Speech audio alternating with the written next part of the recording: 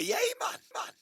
All out of options, nothing to choose. I pissed out on Netflix, I'm sick of the news.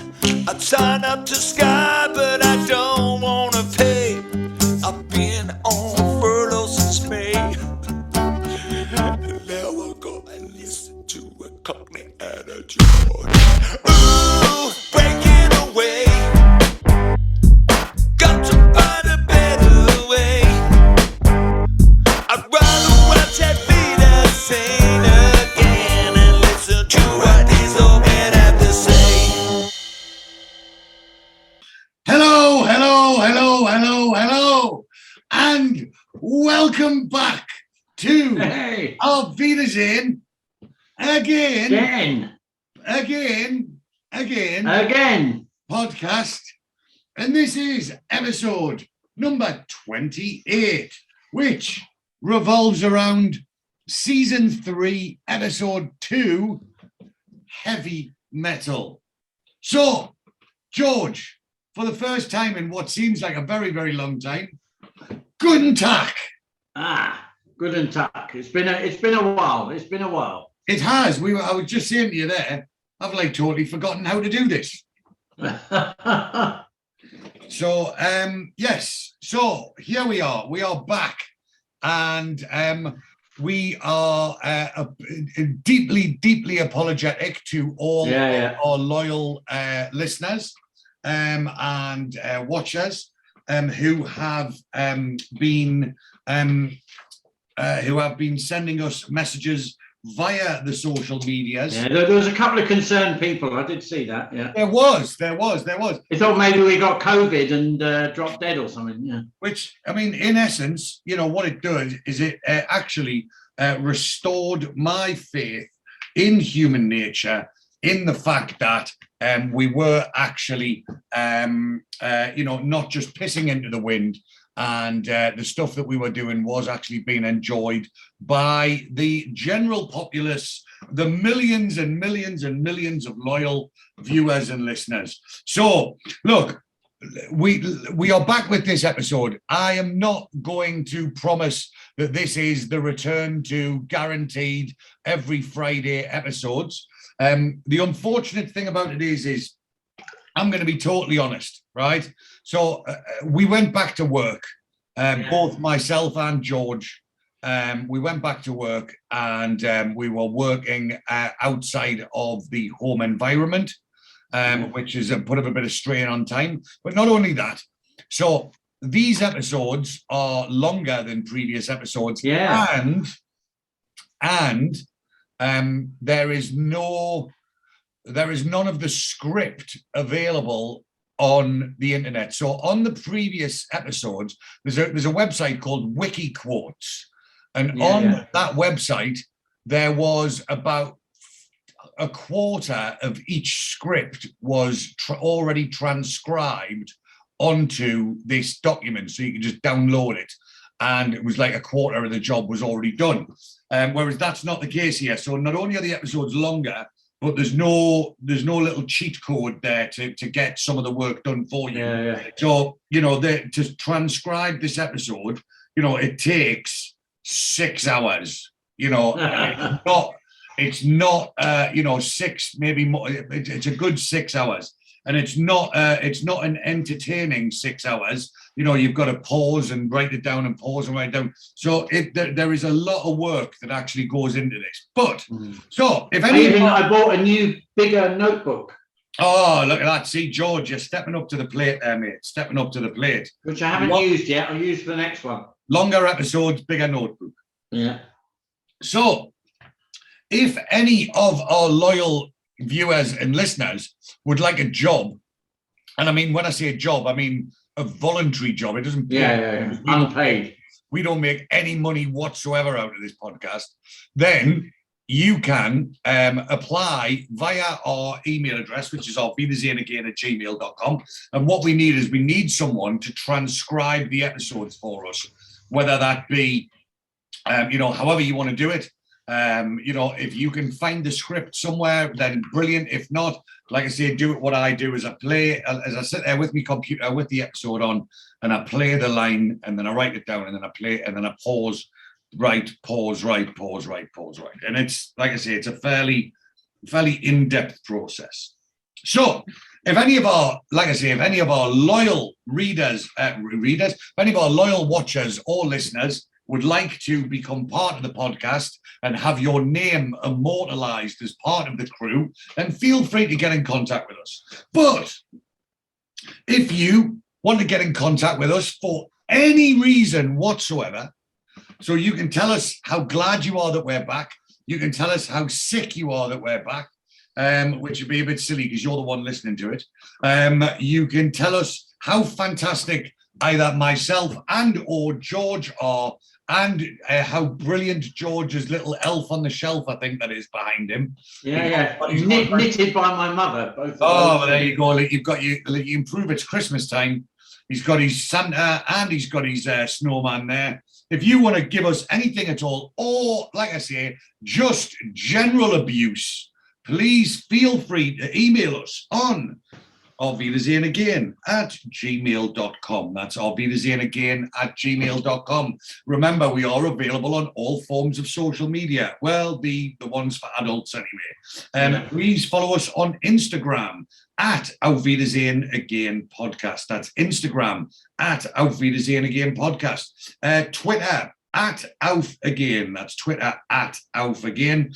Please do like and share the Facebook page, which is Auf Wiedersehen Again Podcast. That's Facebook, Auf Wiedersehen Again Podcast.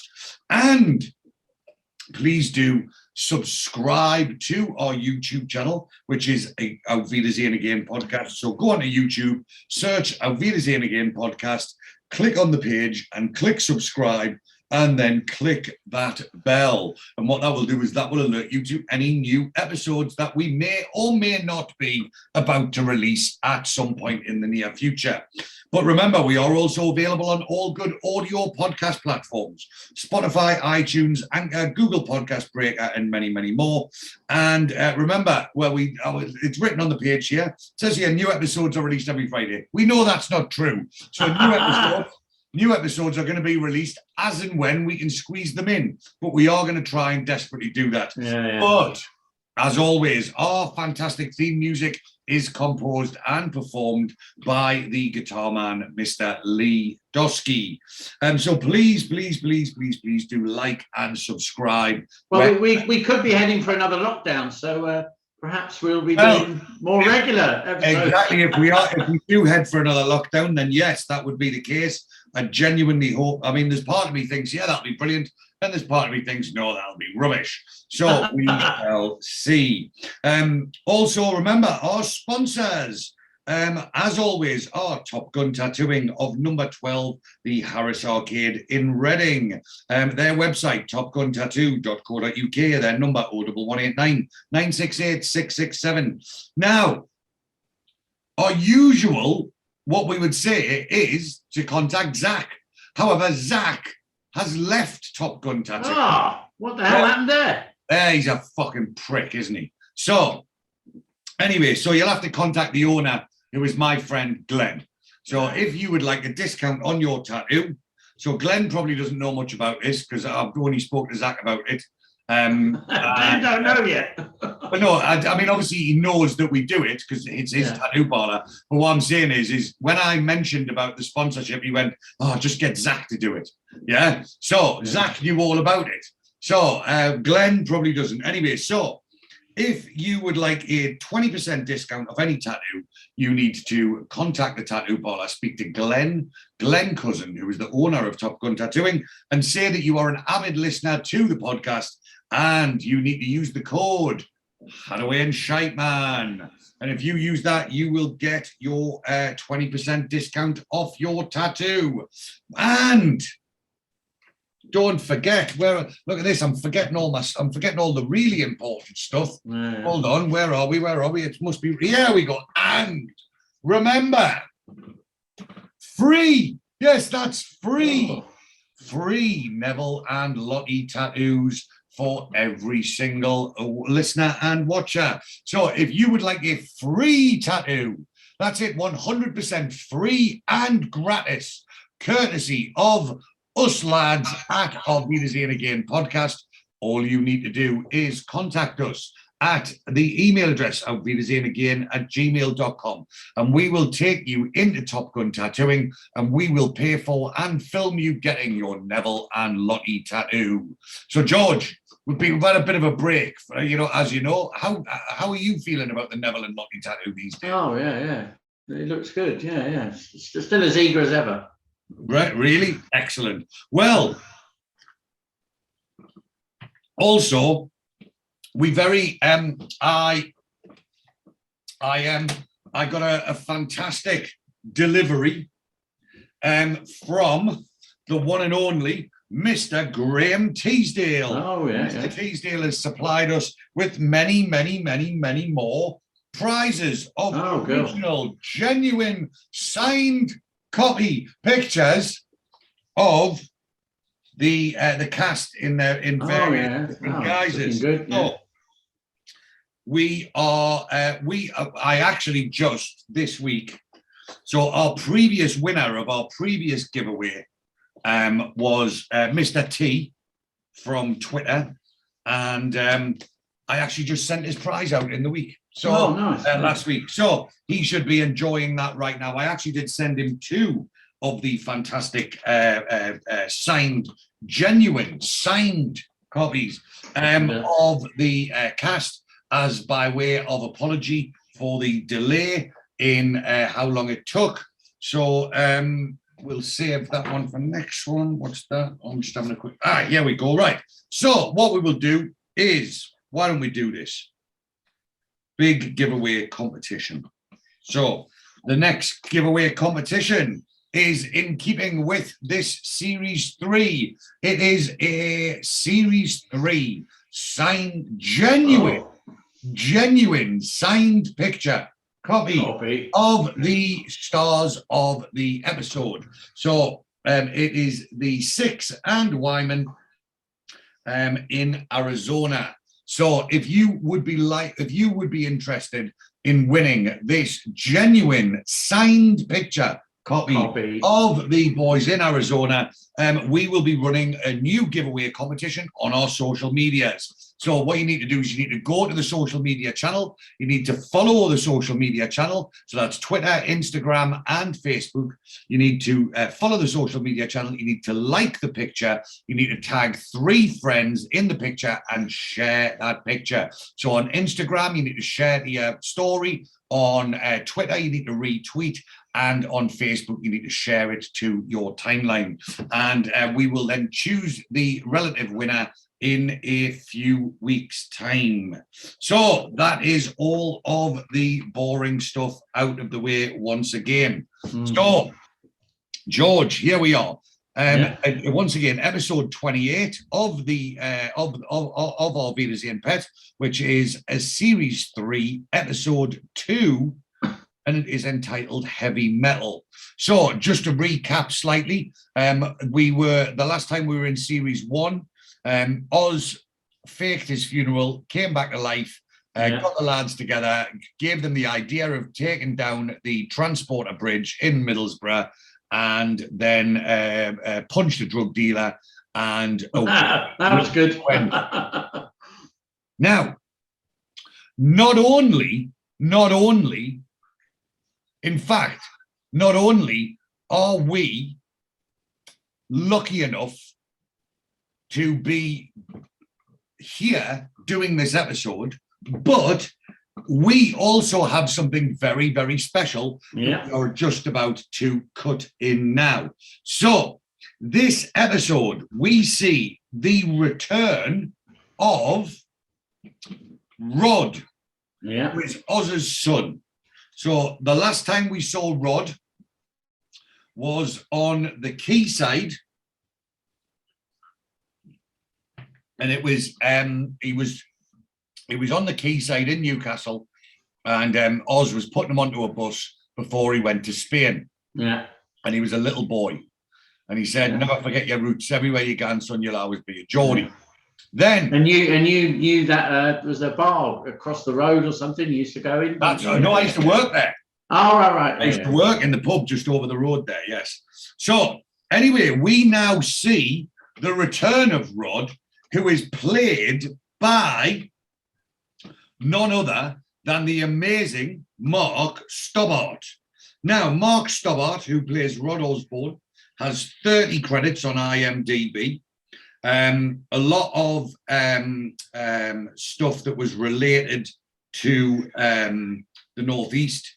So he did a thing, 55 Degrees North, Vera, which was one of my mother's favourites. He's also done Is Harry on the Boat, The Silence, Skins, Doctors. The thing that he's most famous for most recently is he was in Line of Duty, which is obviously really? Yeah. Season 3 or season 4, Line of Duty. So you should actually go back and watch that.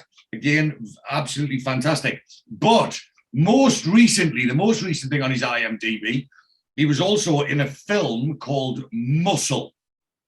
Right. Now, this is one of the most fucked up films I've ever. I mean, I suppose misfortune might be the wrong word, but basically, there's a friend of mine called Chris. He went, he goes, this film's all set in Newcastle. He goes, it's right up your street. It's about bodybuilders and that in Newcastle and that. And I was like, oh, okay. And it's got that Craig Fairbrass in. Oh, right, yeah. In the Rise of the Foot Soldier films. Yeah. Big old Craig, yeah. Yeah. So I was like, brilliant. Anyway, you start watching this film and it just looks like a normal film, right? And it is. And basically, it's about this guy who his missus is mugging him off, and he starts going to a gym. And then this guy starts like offering to be his personal trainer and that. And then the relationship gets real close and real weird. And then his wife leaves him, and the personal trainer moves into his gaff. And then there's a bit, right, where it's just like a normal film. And then all of a sudden, he comes home, and there's like a proper pornographic sex party going on. Like I'm loving this already. Not like, like on a normal film, if someone's going to have sex, it's all like, by suggestion, and like, you might see some titties and a bit and maybe a bit of gash if you're lucky, right? But like, this is, the dude walks in and there's one dude stood there with a massive bong on, and there's some birds giving him headers, and like, it's a porn. It's like, it goes from being a normal film to being a hardcore porn. Yeah. Now, let me just clarify this. What platform is it available on? Mark Stobbart is not involved in the porn bit. Okay. Mark Stobbart plays a normal character who's friends with a guy who gets involved with the thing, and he just meets him down the pub.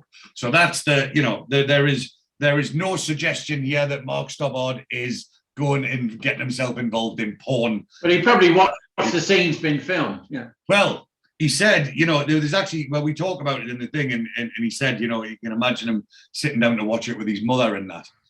Anyway, so I would urge everybody to not only rewatch Line of Duty to see Mark, but also to try and find the film Muscle with Mark and Craig Fairbrass in. And it is disturbing, to say the least. So basically, Mark Stobbart was gentlemanly enough to respond to our call out on Instagram. And he was kind enough to give up some of his valuable time, to speak with me via Zoom. And so we are now going to cut across to our Mark Stobbart interview. I couldn't, he was such a sound bloke, right? I'd only planned on speaking to him for like 20 minutes, half an hour. And I think we were speaking for about an hour. And I could have just carried on talking to him for all night. But it got to the point I went, look, he's got a family and kids and what have you. And I mean, just we're about the same age, and we're from the same sort of area. So, it was, we sort of got on quite well. And, but yeah, I mean, what an absolute sound geezer. And like I say, gave up all of his time. So, ladies and gentlemen, loyal viewers and listeners and watchers of the Auf Wiedersehen Again podcast, please do not adjust your sets or go anywhere.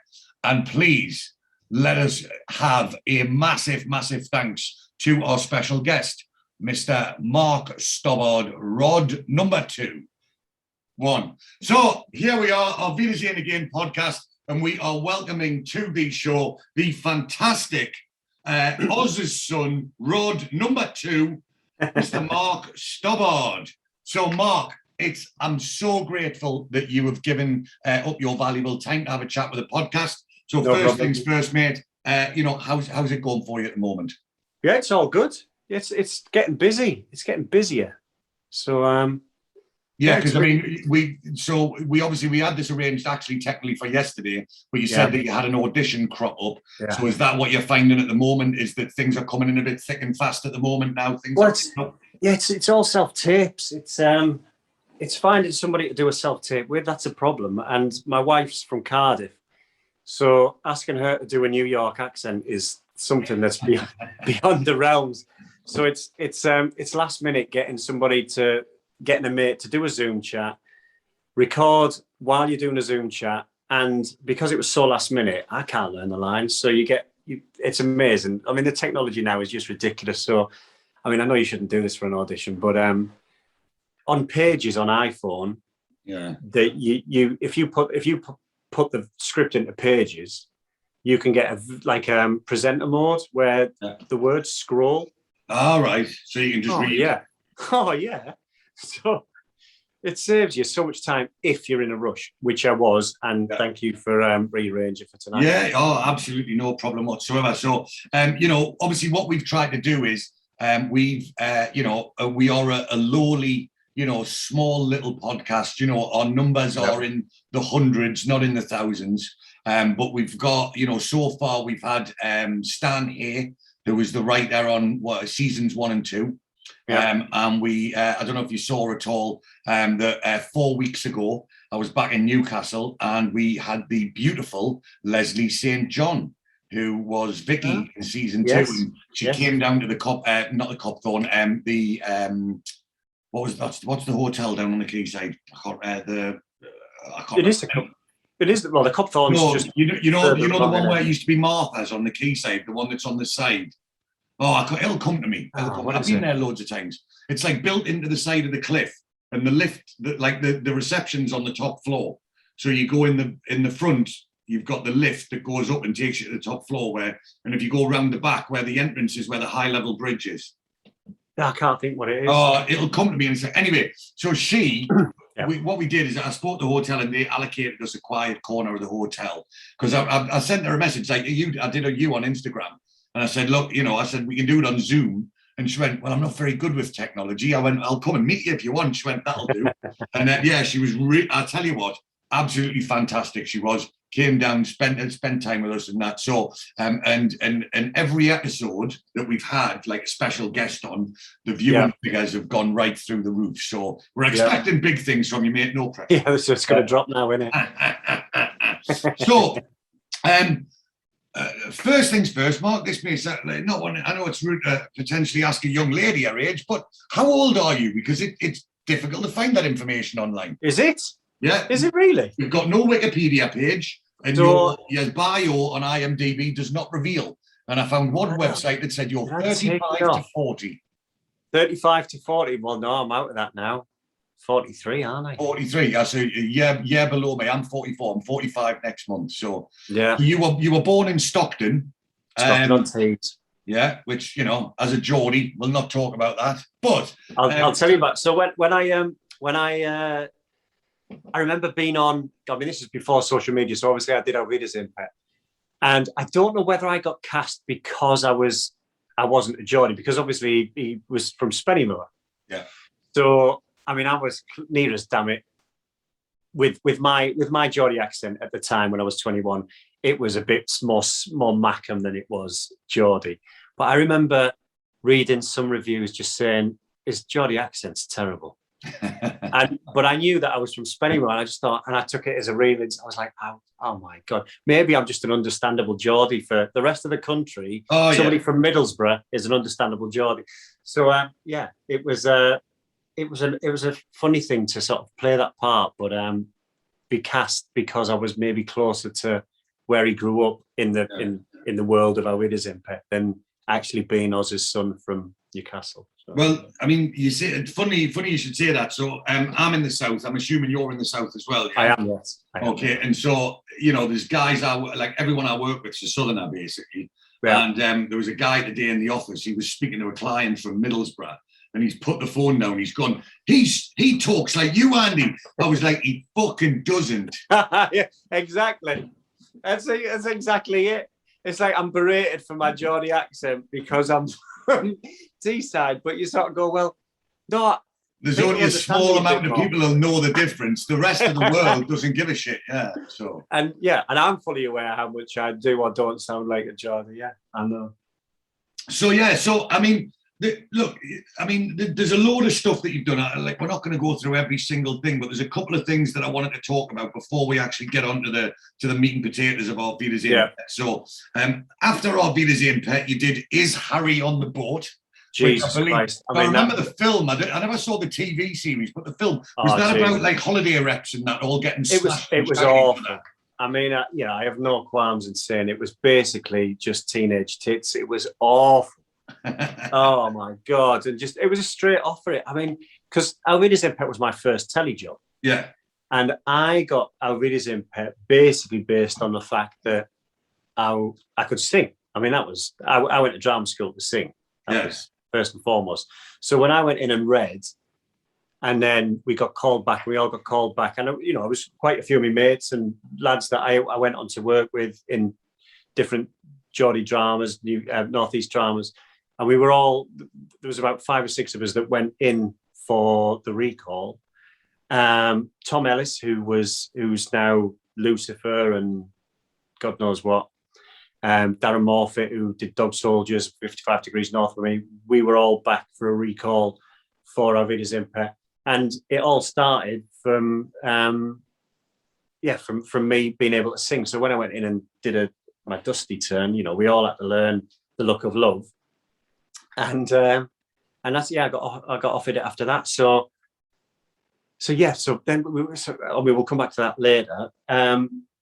So I'd done that, and the viewing figures on Auf Wiedersehen Pet were, you think now for a BBC drama it was like 18 million, 19 million, whatever it was. I mean, it's insane the exposure you got. And then for the next telly job to get was to do a Sky One drama with basically 12 people watching it. And it was just, I mean, at the time I wasn't working out or anything like that. I mean, did anybody work out in the early 2000s? Not really, not like they do now. And it was just excruciating just to have to do scenes on the beach. Jesus. Oh, Jesus Christ. So let's move on from Is Harry on the Boat.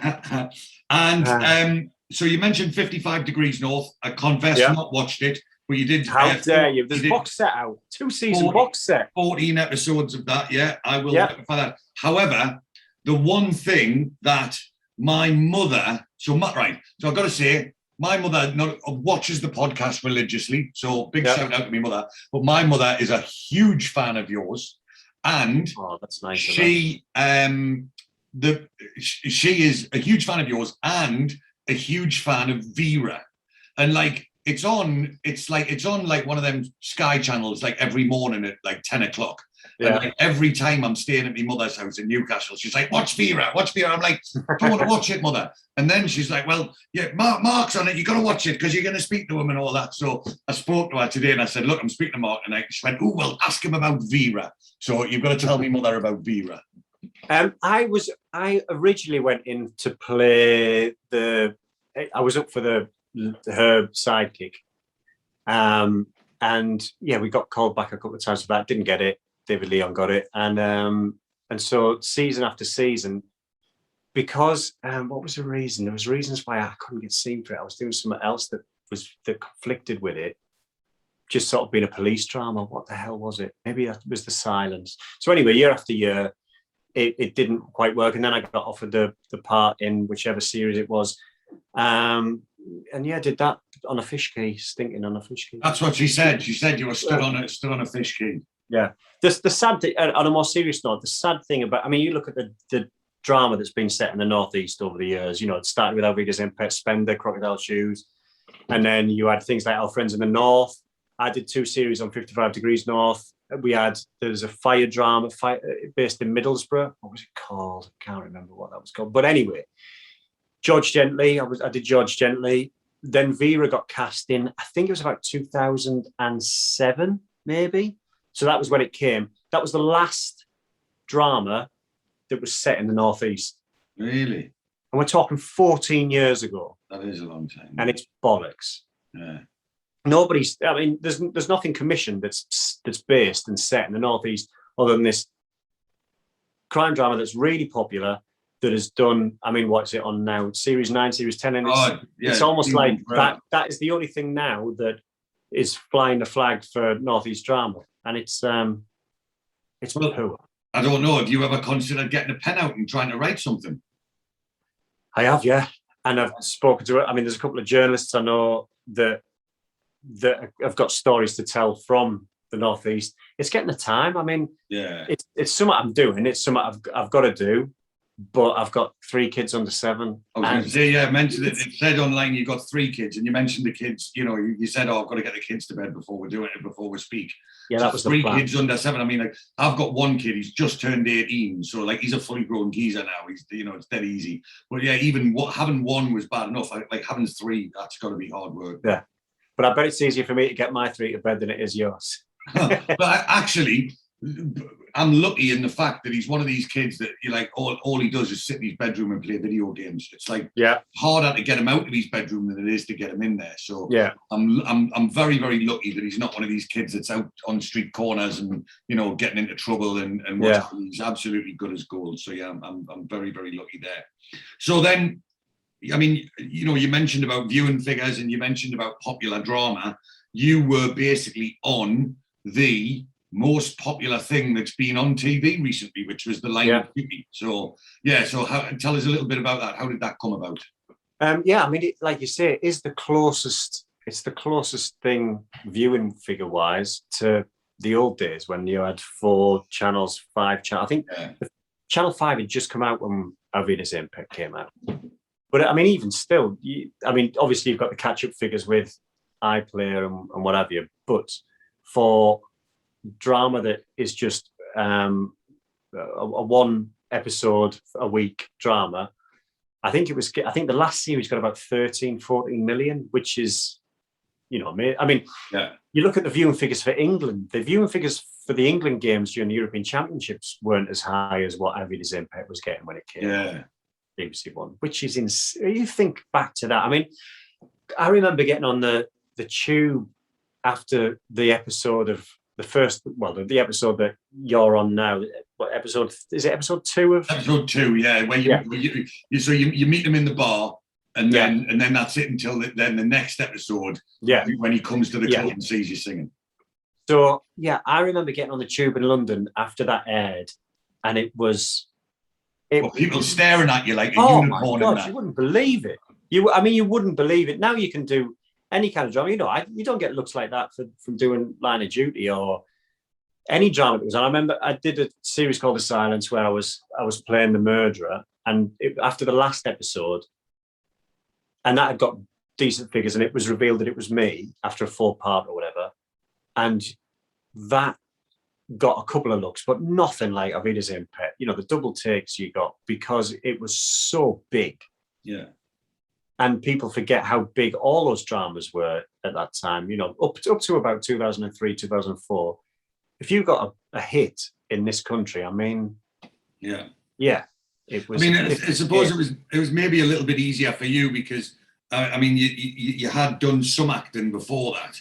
But like I remember I've recently read Jimmy Nail's autobiography, and he essentially come from absolutely nothing and you know he's never acted before. He sang in a band or whatever. He's never acted before. He's landed the job in Auf Wiedersehen Pet, and they've gone and filmed it all before it was aired. So it's not like he was filming week to week. So they filmed all 13 episodes, and then he's just gone back to his normal life. He didn't really get paid that much money, and then the first episode aired, and every single person alive in this country watched it. And he just got up the next day and like went down the shops for a pint of milk, and it was just like a different planet for him. And he said he found it, he found it quite hard to deal with. So, I mean, I can't imagine, what it's like to, I mean, like I'm a bit like I'm one of them people that like, if people start looking at me, I'm like, what you fucking looking at? You know what I mean? And to get in places. And to get onto the tube and just strangers are staring at you. It is. Yeah, it's a funny, awkward feeling because you do get people look at you like they know you. I remember when I met my wife in 2007. I'm a Liverpool fan, and so it was the first time I'd gone back home to meet her family and meet her mates, and we were sat in a pub. It was Liverpool United, and. It was half time, and we sat with our mates, and an advert came on, and it was a WKD advert, and he said, "Oh my God, I love this advert. This and advert, you were in it." And he watches it, and he looks around, and he says to me, "I love that." And he stopped, and he went, "Is that you?" I'm like, yeah, it is. And my wife isn't theatrical; she's not in the business at all, and she was dying. She's like, "Oh my God, I don't believe this. I can't." Do I have to sit and listen to you talk about what it's like to film an advert? I can't bear it. And it is a bit embarrassing because it's an expectation of what people think you're going to be like. Are you going to be like the person that they last saw on TV? I don't know. But it doesn't happen as much as. Well, it's now. Because people, you're playing a character, and 99% of the time you're playing a character, and people assume that you are the character, and so it's coming up. But yes, and did people come up to you and call you Rod, or did they? I mean, it was in 2002, 2000. What year was it? 3 or 4, 4, 5. When I was doing 55 Degrees North. I mean, the amount of people that came up to us and talked about Rod. And asked if I was gay, obviously. At the time, it was a different world we lived in, and it was only, not even 20 years ago, but it was a different time to be playing that kind of character on telly. I mean, I wouldn't even get the chance to play it now, I don't think, because opportunities are given to everybody from every walk of life. And they would be seen to be casting somebody who was so you'd be seen as being stealing a role from someone. Well, it would be. It's how funny is this? Is that there was a job I put myself on tape for this week, and the episode starts with a drag queen singing "The Look of Love," and it's a Dusty Spring. So I'm up for a part in this drama. And it starts with drag actor in "Look of Love" by Dusty Springfield. Is that the part you're up for? Or are you up No, it's not. But can you imagine? I was going to say, it's talk about getting typecast. I know. I think that's something that you potentially want to avoid, don't you? Being typecast as the drag actor. I think there's only call in one role in your life to play Dusty Springfield. And then one of the most recent thing on your IMDb, I have to say, I mean, I know you actually played probably one of the only normal people in the entire film, but that muscle film is fucking disturbing. It's amazing, isn't it? Like my mate, it shocked the shit out of me because I didn't know, right? What it is there's a mate of mine lives down the road, Chris, like one of my best pals, right? And he's like, I've got one of them apps on the Fire Stick you can watch films on, right? Yeah. And so he's got the app and I've got the app, and he's rang me up. He goes, "Listen, there's a film on the Fire Stick." He goes, "It's set in Newcastle. You need to watch it." And I'm like, that sounds brilliant. And I'm just thinking, no, it's a Geordie film, Yeah. And so I've turned it on, and then, you're just watching, Craig Fairbrass, what's he doing in Newcastle, and da-da-da-da-da-da-da. And then all of a sudden, it just goes real fucking wonky with like basically drug-fueled porn. And you're like, I was like this, sitting watching it going, what? So, I mean, like... Can you imagine sitting watching it with your mum? No, not really. Definitely not. No, Mother, don't watch it. I told her not. Yeah, I told her not to watch it. Yeah, that was. Yeah, I mean, as soon as it was filming in Newcastle, I mean, it was through a friend of a friend who was already on board on the film, and I got introduced to Gerard, the director. I mean, I think it's dark. It's so dark. The darkest. It really is, but it hits a nerve of what the pressure that certain men are under. Yeah. The way we've got to sort of live our lives, and the pressure to be that person in a club, or to be standing up and thinking you're Billy Big Bollocks, when actually behind it all, we're all a little bit vulnerable. And if you choose to do that, you don't know where it's going to take you. Yeah, very much. So. But it's a good. I mean, for the first half of it, but to watch it outside of what I do in it, I think it's amazing, and the score is brilliant as well. The soundtrack, if you watch it in a cinema, the score is just by the. I mean, it's Gerard's brother who is part of the band, and the score of it is just insane. Well, I mean, that Craig Fairbrass, I'm actually a big fan of his as well. I'm a big fan of those Rise of the Foot Soldier movies, and the new one's just about to come out. It's like coming out today or tomorrow or something like that. And so I can't wait to go and see that. So I mean, obviously you didn't. I don't think you actually had any scenes with him. Did you pally up with him at all? Yeah. I mean, I saw him. I mean, we had quite a few meetings beforehand, just discussing the film. And a film like that needs. It's so difficult to get a film like that made because it's an independent film that's looking for backing. So things get put off until all the money's there to get the shoot done. And you look at a drama like, let's say nowadays, a drama like Line of Duty would be taking 5 weeks maybe to do 2 eps, 6 weeks to do 2 episodes, 2 hour episodes. And you think you're doing 2 hours worth of filming for a film like Muscle in 2 weeks. Yeah. 3 weeks tops. So, and everything's got to be so tight because every penny is important. So for independent films to be made, hats off to everybody involved in getting those things off the ground, because it's a battle. I mean, you mentioned there about 6 weeks to make a couple of episodes. The closest I've ever come to any kind of stuff like that is I was once an extra on Casualty, right? And it was basically, I'm quite involved in combat sports. So I, for my sins, I do a lot of stuff at boxing events and MMA events and that with the microphone, like in the blue corner, like I do the announcing at the thing. So this is an American accent. Yeah, no, I don't. I don't put a cheesy. I do have a bit of a cheesy accent, but it's not American. Do you exaggerate your Geordie? No. I actually come away from it because nearly everything I do is down south. So right, yeah. But so that's how I sort of got into podcasting, really. So I started doing a podcast about MMA and combat sports, and then there was my favorite TV show was The Sopranos, and there was a podcast called Talking Sopranos, and then I realized that there was all this genre of podcasts that were all like rewatch podcasts about TV shows. Yeah. And so I thought, well, what's my other favorite TV show? Auf Wiedersehen Pet. So I looked up for an Auf Wiedersehen Pet podcast, and there just wasn't one. And I was like, so I rang my mate up, who's also a massive fan, and I went, right, let's do one. And he went, yeah, all right. And so this is hence the reason we're here now.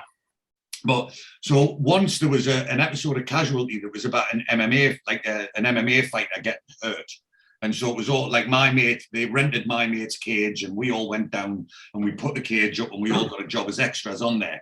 And we were there from 8 o'clock in the morning till 8 o'clock at night, 12 hours. And there was like us and all the other extras. And like in this bit, it was supposed to be a nightclub, but it was actually inside this old church in Bristol. So like inside this church in Bristol for 12 hours, there was like 100 people inside this building for 12 hours. And when it went, like, and obviously I was right in front of the camera all day. Yeah. And I'm at work that day when the episode's coming out going, yeah, wait till you see the episode tonight. And I swear to God, you got the back of my head for half a second, right? And they, like, that 12 hours for 100 people made 2 minutes of telly. Yeah. And I was like, Jesus Christ. And you know what? It sort of spoiled, watching for the next 6 months. Every time I watched something on the telly, all I could see was behind the camera, because now I knew what was going on. Yeah. So how do you cope with that? Because, like I say, I only did it once for a day, and it fucked up my telly watching for nearly 6 months. Like, how do you cope with watching the telly when you know how the sausage is made, kind of thing? Yeah, it is hard. I mean, it's harder. I guess it's harder for my wife watching a drama with me, because I'm going, yeah, but this, yeah, but that, yeah, but. So she goes, can't we just watch it? And I go, well, no, not really. We can't, because I've got to pull it to pieces. Yeah, you know how long all these things, I mean, any kind of set piece, you know how long something like that's taken. It's difficult to, I mean, you know, watching people do accents on telly, knowing mates as you do their dramas, it's hard to watch people that you know, because you know them. It's trying to disassociate yourself from them as people playing different people, because you go, oh, they're mugging, or it's hard to get into somebody because you know someone. Yeah. You know, it's hard to watch myself. My wife just says certain things to do. She goes, yeah, that's just you being you. And I'm going, I put my heart and soul in that. How dare you? I had to study for years to be like that. All you know, becoming your Shakespearean lovey darling. How dare you? So it's hard to watch certain dramas because you're an actor, because you're always looking at it through a different lens. Yeah. And so let's go back. That's the reason that we're talking. So as you mentioned, Auf Wiedersehen Pet, series 3, it was your first TV job. So just, you know, very briefly, what had you done before Auf Wiedersehen Pet? Was it like theatre or? So I came out of drama school in '99. And where was that? Which drama school did you go? I went to Mount View.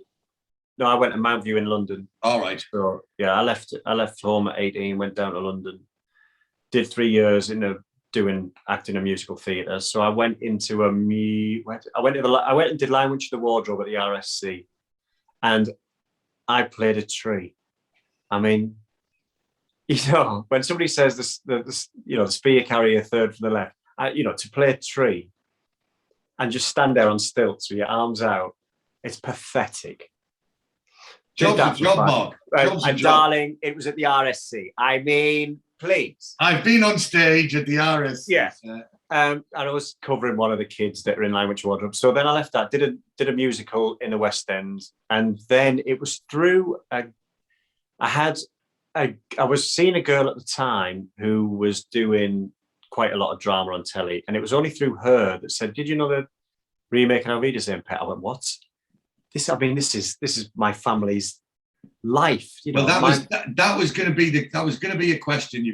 I'm going to interrupt there for a second, because that. So again, basically me and you are more or less the same age. We're from the same place. So how big of a part of your childhood was it? Because it was huge. It was huge in my family. But you know what? Auf Wiedersehen Pet in my house was watched without me, whereas Spender was. Oh, I mean, I knew more about Spender because of the Cosworth. The Cosworth, yeah. The white, bit of a mullet. Bit of a mullet. Go on. that was what my dad was into Spender more than anything.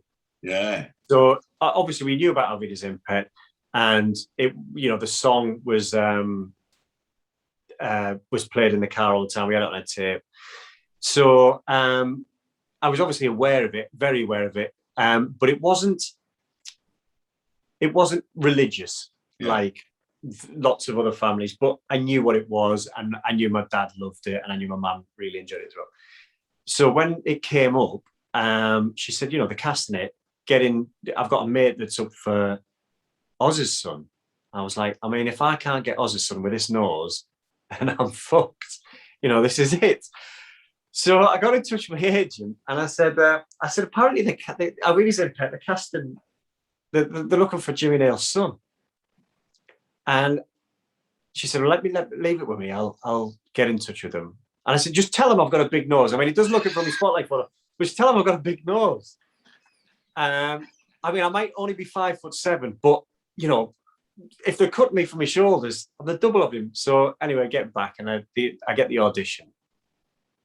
So I go in and read, and it was really funny. Paul Seed, the director, and oh god, it was Jill Trevelyan. It might have been Jill Trevelyan that cast it.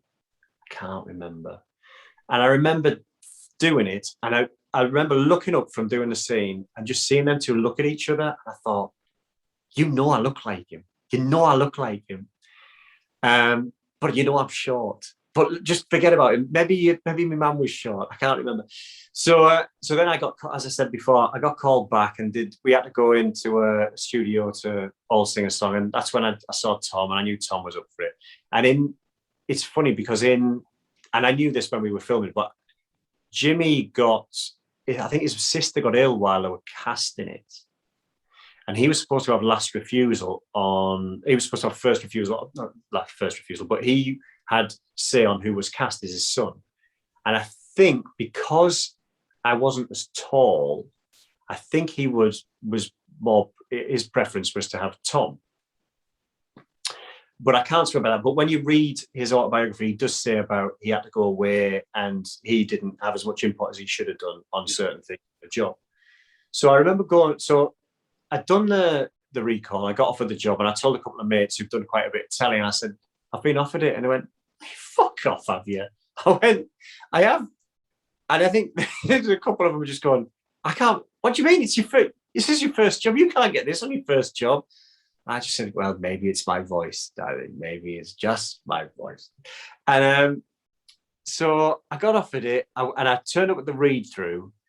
And it was so at what point during the audition process did they tell you would have to drag it up? It was in the script. All right, so you read it, so you knew what you were into.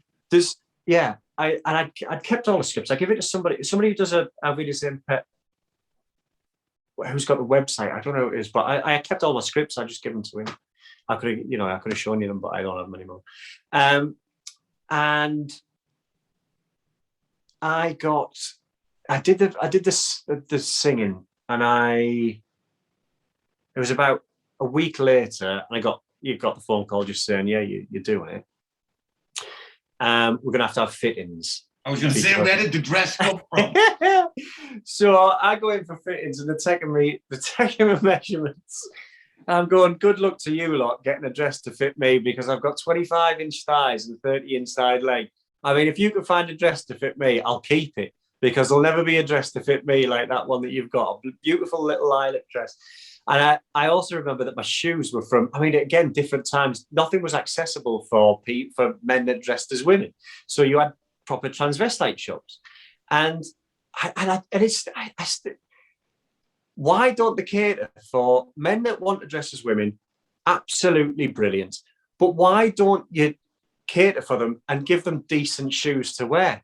Because they're shit. Shit, patent shoes. We went on a stag do once, and we all had to dress up as schoolgirls. And this was like before my kid was born. So yeah, probably nigh on 20 years ago. No, it might be not after. Anyway, but yeah, I remember that I was looking for a size 11 high heel, right?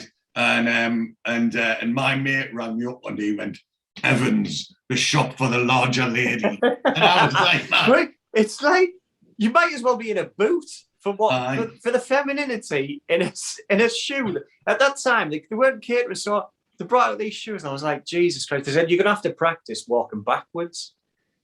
So I spent a fair bit of time walking backwards as though I would be from the microphone, and it was pretty tough. So I had all the fittings. It was amazing because at the time they used to spend money on costume like you wouldn't believe.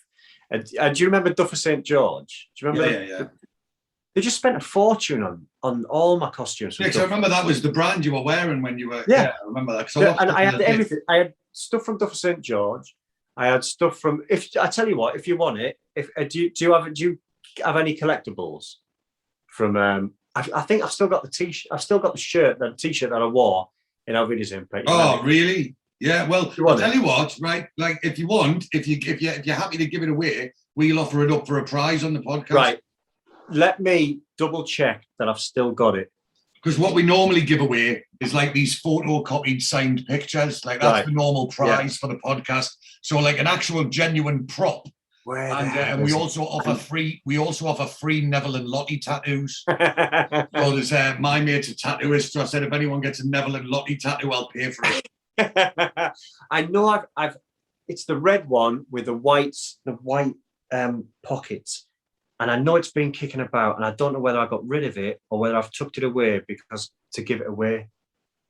Let me check. Well, yeah. Anyway, let me know. Anyway, like drop us an email and let us know what it is. I will. So yeah. So you got the job. You know, you're getting your costume fitted. Got a load of lovely clobber, and then so my first day on. So the first bit I shot was the fight outside. All right. Yeah. So it went backwards. Oh no. Let me take you back. I'll take you back. So the read through. I remember turning up the read through, and I was so green. And I said to Jimmy, I went up to Jimmy and I went, "Hiya, Dad." I mean, can you imagine? Oh God, like just not knowing any etiquette. You know, everybody sat round. You can imagine the names that are sat round that table. Yeah, Timothy Spall and, you know. Yeah, I mean, Kevin Waitley, Tim Ely. And I've gone up to Jimmy and just went, "Hiya, Dad." And he's gone, "You all right?" Yeah. I went, "Yeah, I'm Mark. I'm playing your son." And they came up to me. And so obviously that's the first time I've met him. And the costume department came up to me afterwards and said, "We've spoken to Jimmy. Would you be happy wearing lifts in your shoes?" I was like, "Well, yeah." Don't give it time. Now, if somebody said to me now, I'll be like, "Why? What's wrong with me being the height I am?" But at the time, you know, I got it. I just went, "Yeah, I'll wear whatever I want." So I don't know whether that was an issue. Whether you've gone, look, I didn't choose Mark to play my son. But yeah, it is what it is.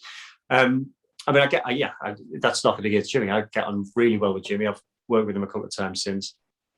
And so I said, "Yeah, I'll wear whatever I want." So we then turn up on set. I don't know where it was. I often get asked where it was shot. And I'm sure it was in Surrey, I think. I can't remember what the location was where we shot it. But yeah, the first thing I did was the little fight scene where I give him a 1-2, and then it was the next bit that I did. So it was. I mean, I only had 3 days filming on it. Yeah. But that's what it was. One of the great lines, isn't it? Where he goes, "Nice left hook," and you just go, "I'm not bad for a puffer." Yeah, yeah, that one, and the other one that Kevin says when he's in the club and he goes, "He's good, isn't she?"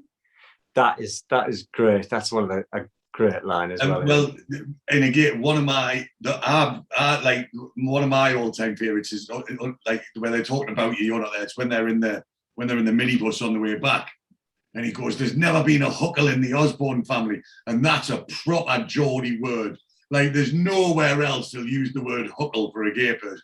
Yeah, there's never been a huckle in the in the Osbourne family, and then he uses the best line ever. He goes, "It's always been the tunnel, not the funnel." Yeah. I was watching it the other night, and I swear to God, I was cracking up at it the other night. You wouldn't get away with that now. Oh, you couldn't. Yeah, no way.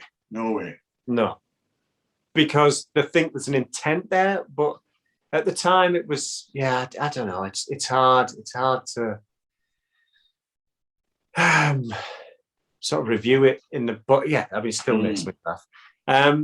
So I remember being on set, and it was shot on the underpass of the A41, I think. So under Ladbroke Grove is where we shot it. Oh, right, that's like northwest London, like sort of northwest London. Yes, we were in north, and I remember having to dress up and get the gear on, and had we already recorded the song? No, I had to sing it live. And we dubbed the song afterwards, I think.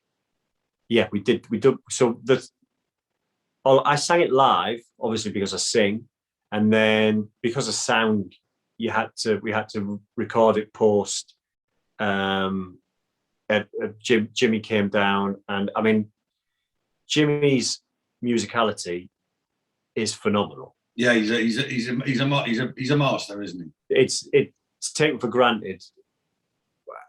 Well, it's not taken for granted. He doesn't get the respect he deserves for his musical ear. He's pitch perfect. He can tell you whatever note you're singing and tell you what it is and what you should do. And he changed the way, I came from a musical theatre background, so it was a lot of warbling, it was a lot of contemporary opera. And he stripped it away a bit and just said, look, stop pushing each note to the end. Stop, just bring it back a little bit. And we sat in the recording studio and recorded the songs to fit what I'd already recorded live. So anyway, I put all the gear on, and they told me that there was a set full of extras, but they were all sort of in the game of sort of performing as drag queens or performing in any kind of singing. But it was predominantly a gay club, and they'd got extras in from that sort of background. And they told me that they'd got they were looking for a couple of pre-operation transvestites and a couple of the barmaid, like the barmaid, with a Scottish accent.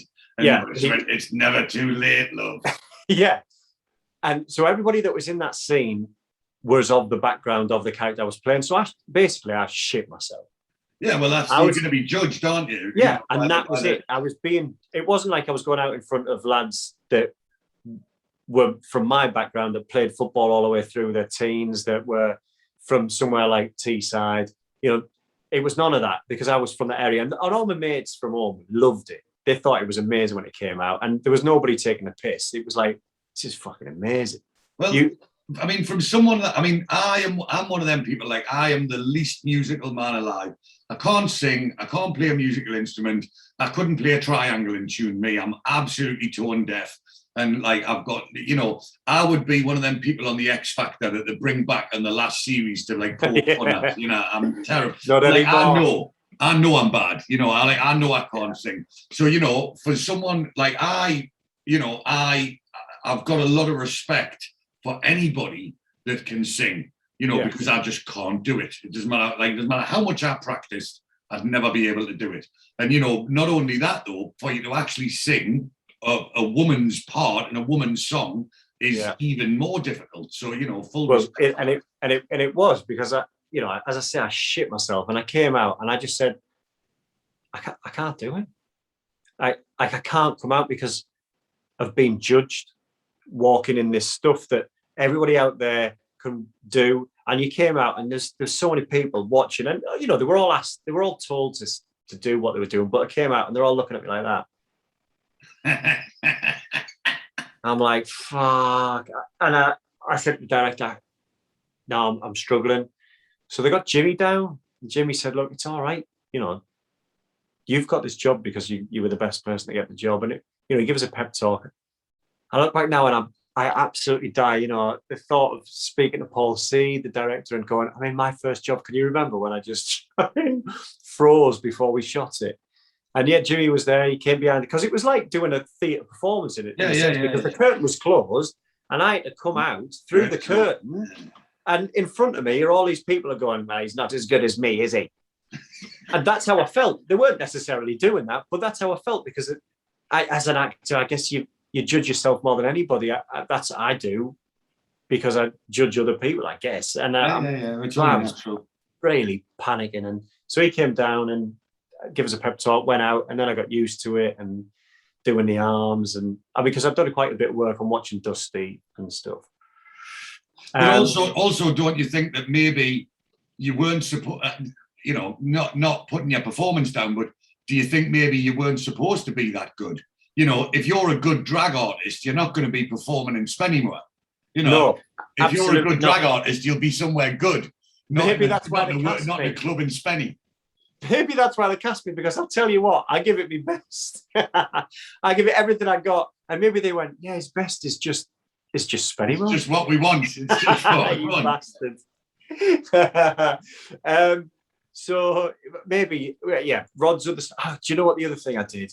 This is disgraceful. This is the naivety and just the confidence of youth.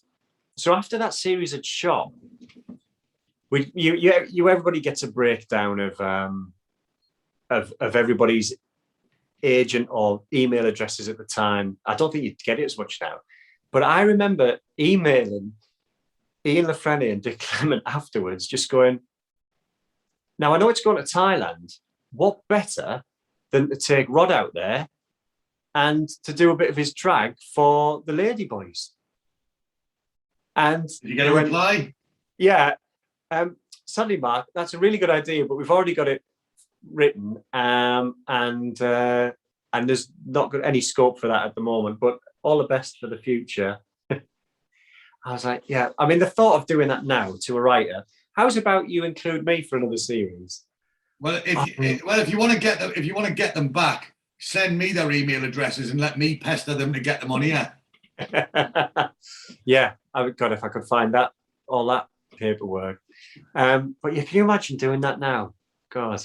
But I mean, I still think it's a good idea. Well, maybe I should have gone to see the getting out.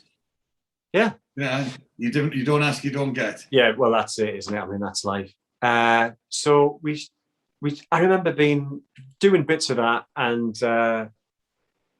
then just being sat with them all outside, because quite a few were there. Pat was there, Jimmy, Tim, Kevin. So Pat Roach is sadly no longer with us, and it was like he was one of the. I'm one of them people that I'm not a big fan of the false, the false grief. Like when a celebrity dies and everyone's on Facebook going, "Oh, I'm so sad, I'm so sad." Like, when David Bowie died, all of a sudden everyone was a David Bowie fan, and then Prince died, everyone was a Prince fan, and I'm just like, look, man, you didn't know him, da. However, when Pat Roach died, I was genuinely sad and genuinely upset. I mean, he was again, Indiana Jones was like one of my favorite films as a kid. Auf Wiedersehen Pet was such a big part of my life, and I was genuinely sad. Now, from what I've read and what I've heard from other people is that he was a very much a big, larger than life character. Now, I mean, it took me by surprise. Because he was playing that he was actually a bit poorly. On the part of the script is that he collapses in the pub, and was he still firing on all cylinders at the time, or was he actually getting a bit poorly at the time? I don't know. I don't know how much he was at the time. I don't know how ill he was, and I don't know what effect that had on him during filming. But everything that we did and everything that I saw that he shot, he was gentle and soft, and he was just, as he was in the series, he would just be somebody that was telling everybody else that would come in with an undercutting line that was just soft. Bummer likes that. Bummer loves that. And but when we were all sat together, he held court. Yeah, that's what nobody else spoke, and he held court with wrestling stories, whatever stories. He just regaled stories of his life. And nobody got a word in edgeways. Nobody. I remember. I don't remember anything that anybody else said apart from. I don't remember what he said, but I just remember sat there listening, just going, "Oh my God, he hasn't shut up." And they're all laughing. And they're asking him. Was it sometimes you had to maybe give yourself? Were you pinching yourself sometimes, going, "I can't believe I'm sat here with these people"? Oh no, yeah. It was phenomenal. To be sat there in those chairs and seeing them all have their names on the backs of the chairs, and they all came out and all sat down together, and I'm sat there in a dress, next to all these people. Particularly for people like us, you've got the three of them, Jimmy Neville, Tim Healy, Kevin Waitley, the three of them all there. You're going, I know all about you three, and I'm sat here, and you're. Now that I'm 43 and I look at younger actors from the Northeast coming through, or you work with young ones, and you think, I wonder where you're going to be when you're 43. And I wonder if them at the time were going, I wonder, is this going to be the only job he does, or is he going to be somebody to watch, or anything like that? You just wonder, because you don't realize it at the time, but now when you get to their age, because how old were they been when they did Auf Wiedersehen Pet? About 45, 50? Yeah, something like that. Yeah, Something like that. Well, and you just think, I wonder how they view younger Geordie actors and whether they encourage them or anything like that to come through. Yeah. So yeah, we shot that and enjoyed every minute off set with them. And then just did the scenes in the club where he comes in to meet us backstage. Yeah. Yeah, I got on really well with Jimmy. I really did. Yeah. He looked out for me. He really did look out for me. That's nice to hear. Yeah. Yeah. He was a star. Again, just I remember just being from a very, very early age, being someone that I was, he was the most famous man on the most famous TV show in the country. Yeah. And and being a Geordie and and just the jokes and the humor and just all. And I remember, so this was like back in the day of videotapes, and I remember my mother taped the episodes off the telly, and we would go back and rewatch them and just and not like this. I remember when I was a kid, there wasn't all of the episodes on tape. We had like, I think out of the 13 of the series, I think we had like 6 of them or 8 of them on a videotape somewhere, or 2 videotapes, and I've watched them over and over again. And like the one in the curry house, when they go to the curry house and Neville's the waiter, like I know every single word to that episode. I've watched it that many times and that. So I just absolutely love it. I emailed Jimmy about 4 months ago, maybe 3 or 4 months ago, just to say, because my dad passed away last year. All right, sorry to hear that. And it's all right. And I emailed Jimmy just to say, look, what was it I'd watched? Oh no, the song I Don't Want Nobody Else, I Love You, He's Lying. She's Lying. And that came on, and it just brought up all this emotion, because my dad used to do it all the time to my mum. We'd be in the car, and my mum would say something, and my dad would turn around me and go, she's lying. So, and I emailed Jimmy just to go, look, I just want to let you know that never take it for granted or never underestimate how much you mean to people, particularly from the Northeast. I said, my life and so many social events, aspects of my life with my dad were because of you, because of the music that you recorded, because of the series that you did.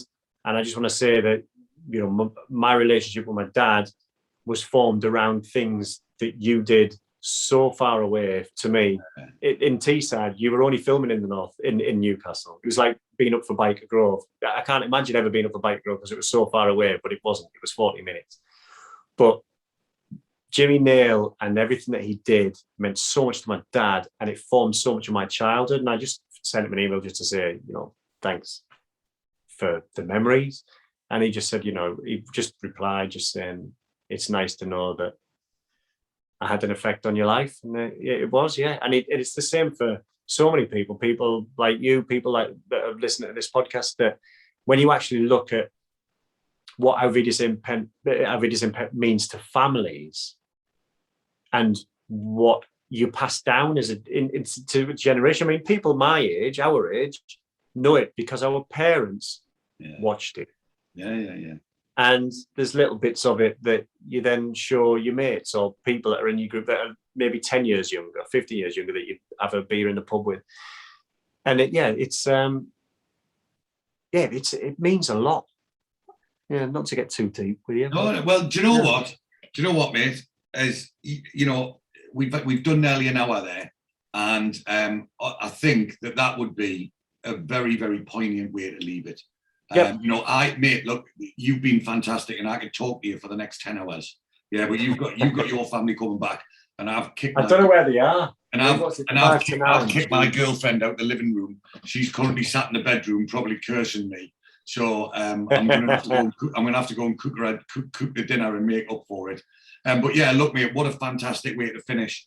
Good. And I just really want to say, mate, I'm so grateful for the time that you've given up. No problem. For us in the podcast.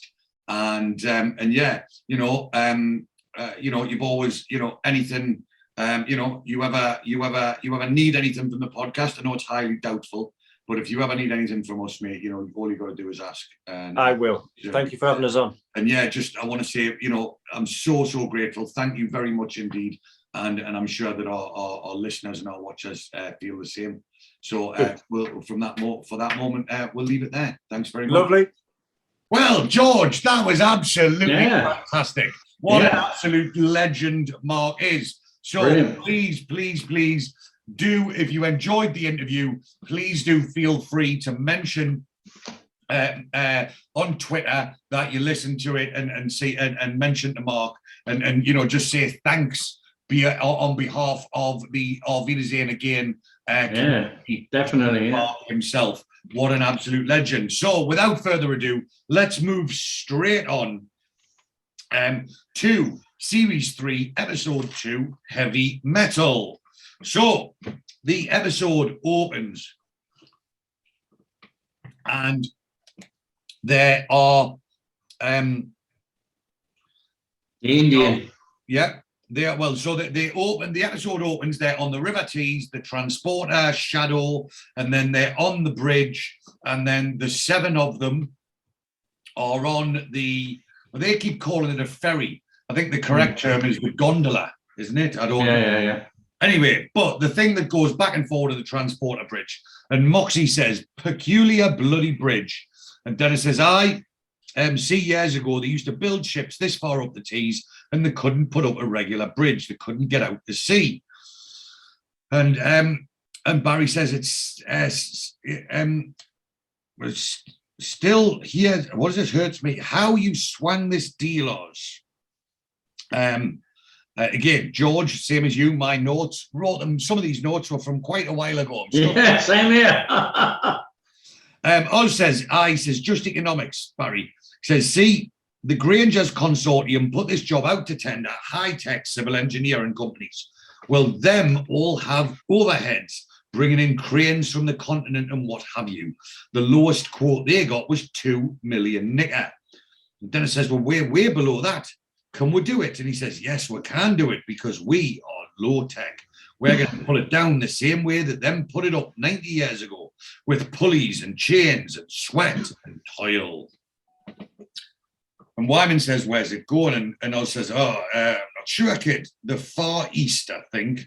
And Barry says, Malaysia. And he says, And he says, Granger, good as told me when we had our dinner. And he says, and Nev says, we should have a photo. So they all agree, And he says, excuse me, Pet, can you take the picture? So they have a photograph taken of them on the transporter bridge. And next we cut to see lorries coming in and customs check the lorry and let it go. And as we later find out, this is full of people. So we cut to a lawyer's office and all of the lads are in the lawyer's office and they're obviously establishing the company of how they're going to take the bridge down. Yeah. And the lawyer says, I take it this partnership is being formed on a basis of mutual trust. And Oz says yes. And he says, well, there's no point in formalizing the relationship.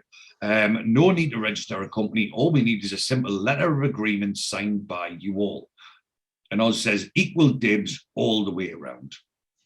And the lawyer says pro rata based upon your contribution to the work and capital. And Den says not exactly. And Oz says yes, exactly.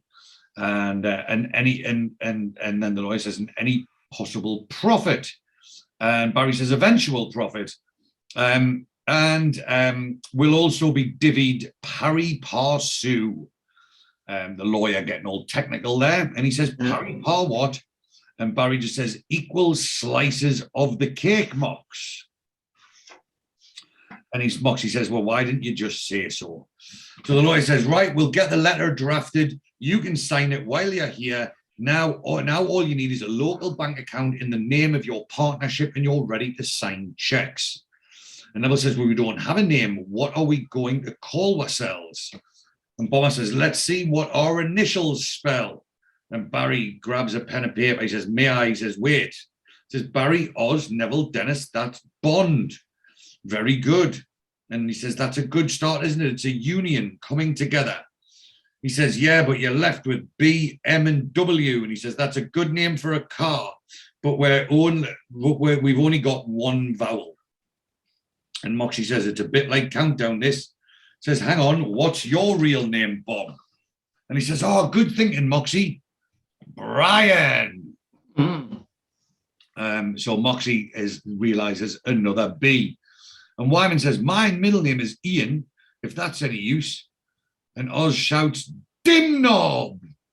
And Dennis says, well, that's going to look on a look good on a letterhead, isn't it? Dim knob demolition. Huh. Yeah. Anyway, the lawyer's trying to chase them on. And he says, I do have a 3 o'clock. And then they say it has to be pithy and distinctive. And then Moxey says, a flock of seagulls. I don't know why. Is that a reference to the band, a flock of seagulls or something? Maybe, yeah. Yeah. Or you might have known that, George, being the music man that you are. Well, that was the early 80s, yeah. He says it has to be pithy and distinctive.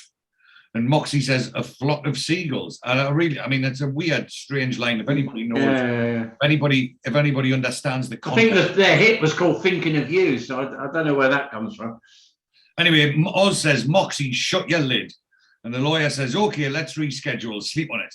And Neville, just out of nowhere, says, Bridge North. And Dennis says, that's good. And they all agree. Oz says, Bridge North. I like that, Nev. That's happening. Bridge North. We could maybe even have our own website. So they all hand over their checks and Moxey hands over a pile of cash. Yeah. All there. Where you got that from? So they're all walking down the street smoking cigars, and that street is actually in Middlesbrough. Yeah. And Moxey says, these are quite nice, Barry, talking about the cigars. He goes, you must let us know where you get them from. And Barry says, Davidoff's of German Street in London, Mox. I don't suppose you know it. He says, I do, actually. It's across the street from the ironmongers. So he's taking the piss. So it's not actually, there is the Davidoff shop, it's that one on the corner, isn't it? Which is, it's like at the very end of German Street, isn't it? Yeah, they used to have, I remember they used to have a sign up behind the counter saying, thank you for smoking. I don't know if it's still there or not, but it's been a long time since I've been in that shop. Anyway, so they walk past a bookshop and they see Granger's picture, and Neville says, hey, here's our benefactor. And Wyman says, how did he handle himself in the nick? And Oz says he was petrified most of the time. He didn't have that smug look on his boat race neither. And Barry says, I found him nice enough at dinner, but for a man who's found God, his hand did stray to my wife's thigh a few times. So obviously hinting that Geoffrey may not be as honest as he is trying to bring out with his new religious thinkings. So Oz says, so what's the order of play then? And he says, what do you mean? He says, well, you're a gaffer, always were. And he says, well, we'll have to find a spot to pitch the tents. And we need a site office. And Nev says, courtesy of Nevenda Homes. Says, nice one, Nev. Portaloos office supplies, minibuses, and we'll need a boat, I suppose, so we can ferry back and forward across the river. And Moxey says, where's the workforce coming from? And I says, overseas. Says, overseas, how come? And he says, how come? Because the Brits would want £18 an hour. That's how. Whereas your Albanian will settle for a lot less. Bomber says, we're beginning to sound like the bosses, aren't we? Anyway, so they cut, and we see the lorry empty of the immigrants, and Addy overseas now. So Addy, who is one of Mickey's startups henchmen, is, if you go back, has 20. He was an actor called Alan Igbon, who unfortunately died quite recently. Oh, God. And he was in one of my favourite films of all time. And he played a character called Meekin in Scum. And he was, really? And yeah, he was in Scum. And there was a very famous line where after the guy kills himself and he sticks his finger and he goes, up your fucking borstal. like that. Oh. And yeah, he was one of the, he had a fairly decent role in Scum. He was also in the Black Stuff, The Professionals, The Boys from the Black Stuff, Brookside, as every Scouse actor was, Will, and also Doctors. So yes, I mean, not 26 credits, been in some good stuff, but yes, unfortunately. How old was he dying? He must have been that old. Oh,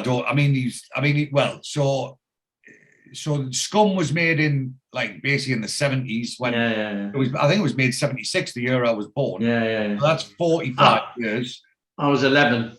Yeah, so I think he was probably in his late teen. I mean, he could probably 45. He can probably. He was maybe even 20.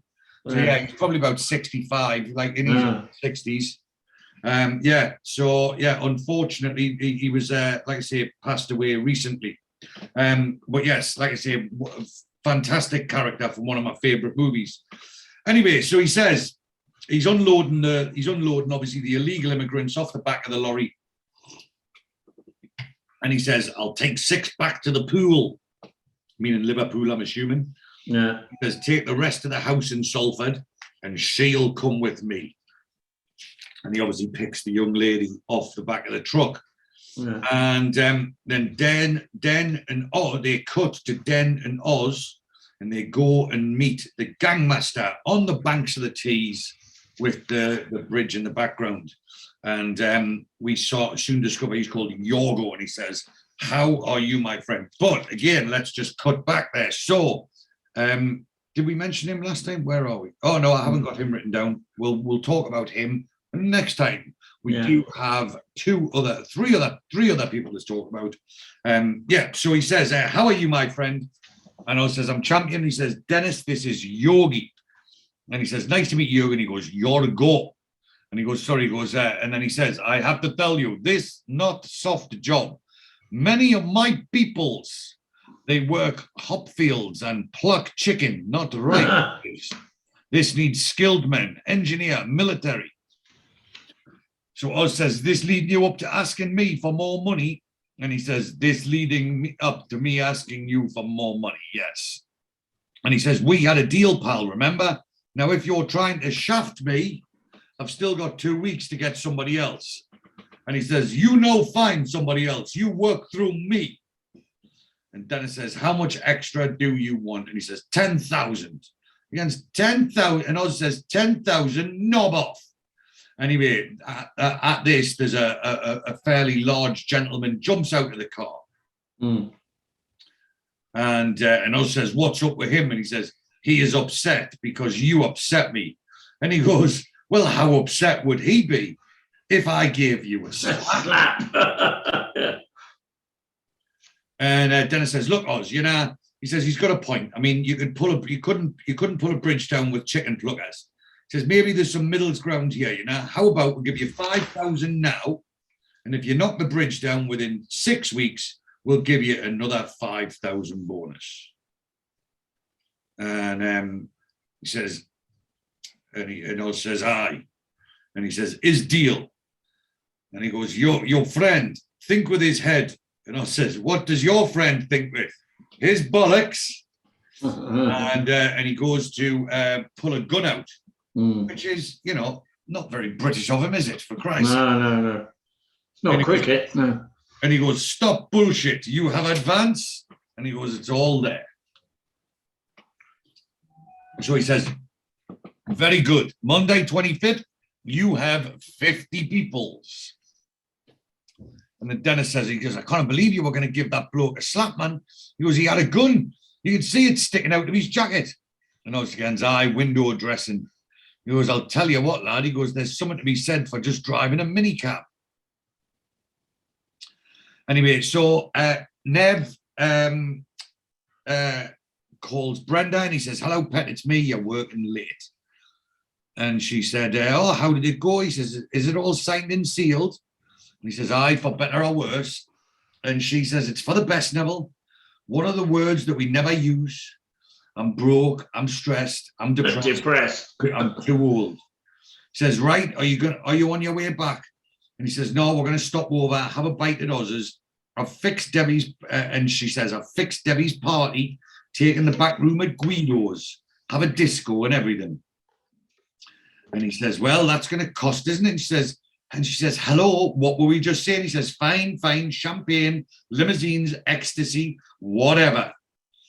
And anyway, Bomber says, he says, this place gives me, they're talking about, they're in one of them automated hotels. Have you ever seen one of them? Yeah. There's one near Old Street, Easy Hotel, same kind of thing. No, well, there used to be this one that they're in. There used to be one at the end, very close to my mother's house, just off the A1. So I've never been in, but apparently it was only £25 a night. And like you say, you just step in, you swipe your put your debit card in or your credit card in, and then away you go, and you've got a hotel room. So it's good for people to take brasses in there and all that. That's another show. Well, exactly. I mean, that's how your mind might work, George. But yes, I believe those kind of hotels may be frequented by the working populace of certain areas. Yeah. Anyway, so Bomber's talking about, he says, this place gives me the creeps. Everything's automated. Whatever happened to people? And Moxey says, can one of you pay for us? I don't have a credit card. I'll give you the cash though. Cheers. And then we see a couple walk out. And very much to your point there, Joe. He says, and Bomber says, I bet there's a lot of the old in and out in a place like this. So whether they are professionals or whether they are just amateurs seeking some privacy, probably a short time. Yeah, a short time hotel. And Wyman says, yeah, in and out in half an hour. And Nev says, okay, lads. And Barry was steaming out. He says, I'm not staying here. There's no room service. Anyway, so they cut to Ozzers, and Dennis is at Ozzers, and he says, is this yours, a laptop? And he says, I learned computer skills in the Nick, because you see, there's no social barriers in cyberspace then. People cannot tell your accent in a chat room. And then Dennis says, well, I'm glad to hear you learned something inside. And he said, I did carpentry and art. See that lovely table over there with a barley twist leg on it? And Dennis says, what, you make that? And he says, no, but it's nice, isn't it? He says, listen, Den, how's about we go over to Newcastle tomorrow, pack all your things and come back over here. You can stay here with me as long as you like. And Dennis says, everyone seems to be doing me favours. Look, I've told you, man, I cannot pay you back. And I says, don't fret about the money, Den. We've told you that you won't owe it. It will just come out of your whack at the end. And he says, and being here with me has got to be better than where you were living recently. And he says, hey, I wasn't destitute, you know. And he says, were you not? He says, no. He says, and then anyway, so he goes to light a cigarette. And he says, Den, he says, kind of dig that in the house. You kind of dig that here, mate. Smoke-free zone. If you want to light up, you'll have to go in the garden. And then he says, hell's bollocks. He says, it's hard to get used to the new Oz. He says, mind you, the old one turned up when you lumped that flipping dealer. He says, like living with Jekyll and Hyde, man. So, Moxey, they're sitting having their dinner and all that. Anyway, so Moxey says, Dennis says you named your baby after Ally McBeal, talking to Neville. And he says, well, Brenda did. And Moxey says, isn't that the manager of Dundee United? And Oz says, right, who's for a bit more Romanian red? And Bomber says, no, thanks, Oz, dodgy stomach. So this is the first sign that we see that something might not be right with Bomber. Yeah. Moxey says, it's probably this wine. He says, I'll be glad when I've had enough. And Barry says, just a touch, Oz. Lovely says, we don't drink much wine at home. And he says, no. And he says, no, Tatiana's tipple is a cranberry and stolly. And Neville says, whatever happened to your Hazel? And Barry has a little laugh. He says, oh, he says, she left me. She did this open university course and she got caught up in the whole movement and confused emancipation and liberation with sleeping with other women. And he says, never. And Oz says, and she never let you watch.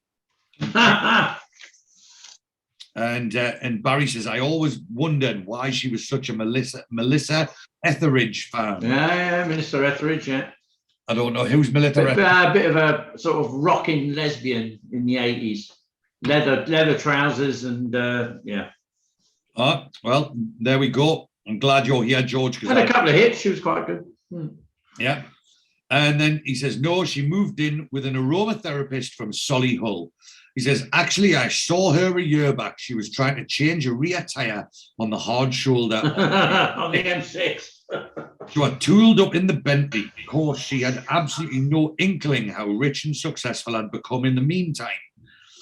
What did she say? Said Moxey. He said, well, she just stared at me in utter disbelief. And then Neville says, but you helped her change the wheel. And he says, nah, pig off. He says, it was pissing down. He says, no. I said, well, Heisel, that'll teach you for being a lesbo.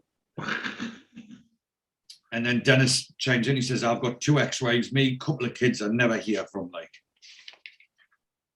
And then Neville says, it's my Debbie's 18th next week. We're having a big thrash. And Wyman says, do you want me to spin for her? And he says, how do you mean?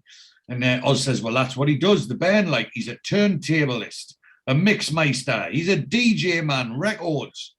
And Neville says, oh, aye, great. He says, well, I'm off down London at the weekend. I'll bring some records back. Bit of garage, bit of hip-hop, bit of reggae, you know what I'm saying. And Neville says, fantastic, she'll be over the moon. And Bomber says, I'm surprised you're letting him loose amongst your daughters, pal. He says, if he's anything like his father. And Oz says, is that what you are, kid? A chip off the old block? And he says, well, I mean, I'm not desperate. He says, let them come to you. Barry says, let them come to you. That's what your father taught me. And Dennis says, he says, your lad's about Wyman's age, isn't he, Oz? Rod, wasn't it? He says, it was, still is. He says, I hardly know the kid, never come to see us once when I was in the jail. You know, I think I got a letter. I think I got 1 letter.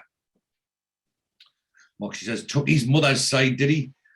He says, well, I kind of blame him for that. Like, he says, not in the and then Dennis goes to light a cigarette again, and he says, well, not in the house then.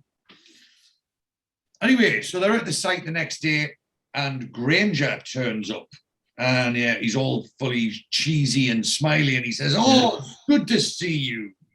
He says, Jeffrey, and he says, Mr. Taylor, how are you? He says, very well, Jeffrey, thank you. And he says, good. And he says, are these your other chaps or your partners? And he says, good to meet you. I'm Jeffrey Granger. And Moxey says, hello. And he says, this is Dan Calhoun, a structural engineer. And he's the Irish as the come, and he's like, how you doing? And he says, champion. And he says, so I've been over the original plans and worked out a dismantling sequence. Have you much experience in this line of work? And Oz says, well, not exactly on this scale.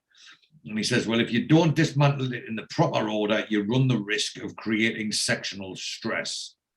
And Barry says, obviously. And he says, well, it'll end up with the entire fabrication toppling in the river. And Moxey says that would cut a few corners, and Granger laughs. And Dennis says, well, why don't you talk us through the whole procedure? And he says, so which one of you is the gaffer? And Oz says, well, that would be Dennis. And anyway, so Granger says he's worked on bridges all over the world. He's talking to Barry on the side now, and he says he's a bit of a problem with his sauce, but then he's Irish. Says, well, he won't be pulling the rivets out himself. And he says, exactly. He says, look, we're going to make a bit of a thing of the last ride, you know, the last trip across the river. Tony will almost certainly be coming. Murray says, Tony? He says, Blair. He says, oh, right. And he says, well, his constituency is only up the road after all. Says he'll bring a couple of cabinet cronies. Lord Wharfdale will be here, and the Marquis of London, Anton Deck. Anyway, I thought you people should be represented. He says, oh, Jeffrey, I'd be delighted. And he says, I hope you'll bring your lady wife. She will certainly grace the occasion. So again, Jeffrey, very much trying to get his eyes all over Tatiana again. And Barry says, he's thrilled. And he says, good chap. He says, well, my stomach tells me it's lunch. Sarah, see if you can find a restaurant with 3 chef's hats, if that's remotely possible in this neck of the woods. And they both have a bit of a laugh.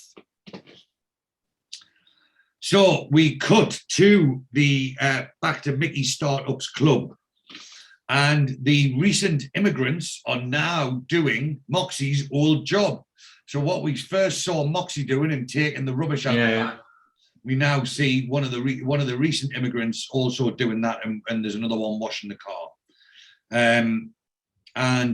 So Startup and his thugs are watching the video of Moxey stealing the money.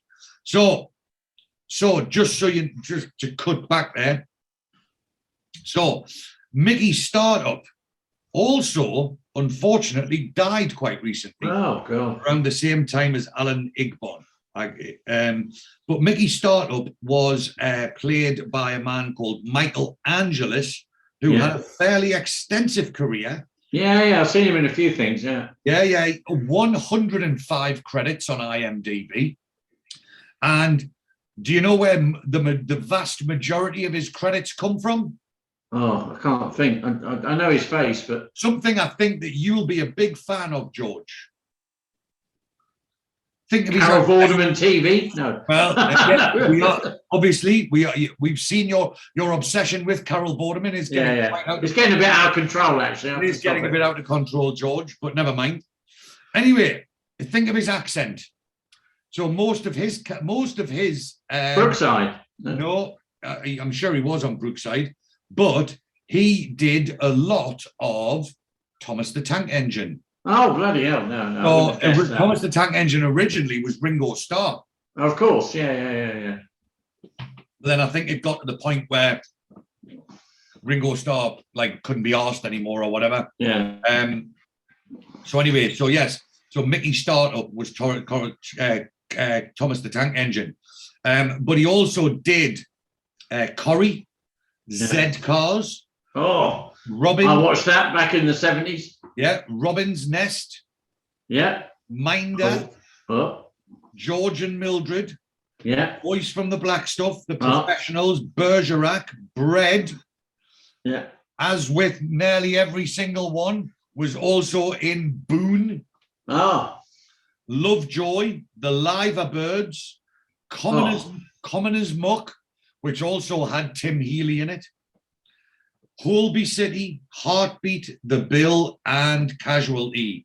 So, those were some of the highlights of Michael Angelis's some classic 70s shows there, Yeah. So, anyway, Mickey Startup, he says, this man Moxey robbed me. He took some private papers along with the cash. I want it all back. He says, so, Mr. Platt, how do you feel about killing him? And Teddy Platt, he says, I'm a Tranmere Rovers supporter, brought up in the shadow of Liverpool and Everton. Makes you feel like a poor relation, country cousin. It leaves you resentful, full of spite.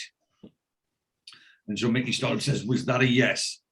And he says, I'll start with his gaff. And Addy says, we tore it apart, nothing but dirty laundry and bootleg videos. And then the woman immigrant who we saw, she walks in with a tray of drinks. And Mickey Startup says, you got lucky, didn't you, my dear? Good job, this. Nice dress. Better than working in a sweatshop, eh? He says, don't worry, I'll look after you. Quite a creepy way. Yeah. And then Addy says, I'd pay for that one myself. And Startup says, they'll be paying for us soon enough. So basically, he's hinting that they're going to be selling her into prostitution. Yeah. And then Addy says, those brothers of hers are very protective. And he says, yeah, well, Yogo got a big job up in Middlesbrough. And he says, make sure that they're on it. So Mickey Startup's trying to separate her from her brothers so he can get her working as a brass. Anyway, so they cut back to the borough and they're on the bridge. Yeah. And Oz says, I want to take the first rivet out with this sucker. And he says, and Dennis says, oh, hey, I can't stand heights, me. He says, I'm going to have to go down those. He says, oh, man, Den, we can see what future's from up here. And he says, where do you see yourself? And he says, in a better place. And Dennis says, is that metaphorically? He says, if you like. He says, I'm taking steps, though. I'm seeing me laddie tonight. And he says, oh, yeah. He says, aye. He says, well, I rang the mother got a phone number. And he says, you've got some bridges to build there, mate. And he says, is that another metaphor? He says, thick and fast, the day of dinner. And he says, I've got a Gandoon, man. And he said, and Ozgan's, hold on. And then he gives fucking, as they're walking off, he gives Den a little bit of a shove and scares him. And he goes, ah! And he goes, it was only a joke. So they cut to a new hut, which is the site office. And Neville is wearing a hard hat and he's looking in the mirror. And Lorraine, his beautiful secretary, Lorraine, she says, oh, you look good in that, Neville, very macho. And he says, thanks. And she bends over in a very short leather skirt. And then Oz comes in, he goes, oh, it's taters out there. And he sees the arse. And Dennis says, morning, Nev. And he says, who's the toddy? And he says, this is my secretary, Lorraine. She's come to help us set up the office. Lorraine, this is Dennis and Oz. And she says, hiya. And they both say hello. And Oz says, you might want to think twice about wearing that skirt when the workforce arrive, Pet. And she goes, really? Neville's always liked this skirt. Always asking me to wear it. I bet he did. Exactly. She says, I'll go fetch that other box from the car. He says, right. And Oz says, whoa. He says, I'm amazed Brenda allows that to slither around your office. And Neville says, she's very good at what she does. He says, what's that? He goes, well, she, answers the phones. Yeah. He says, well qualified then. And Dennis has a laugh. So we cut to Barry's house and Barry walks in and there's music being played very, very loud.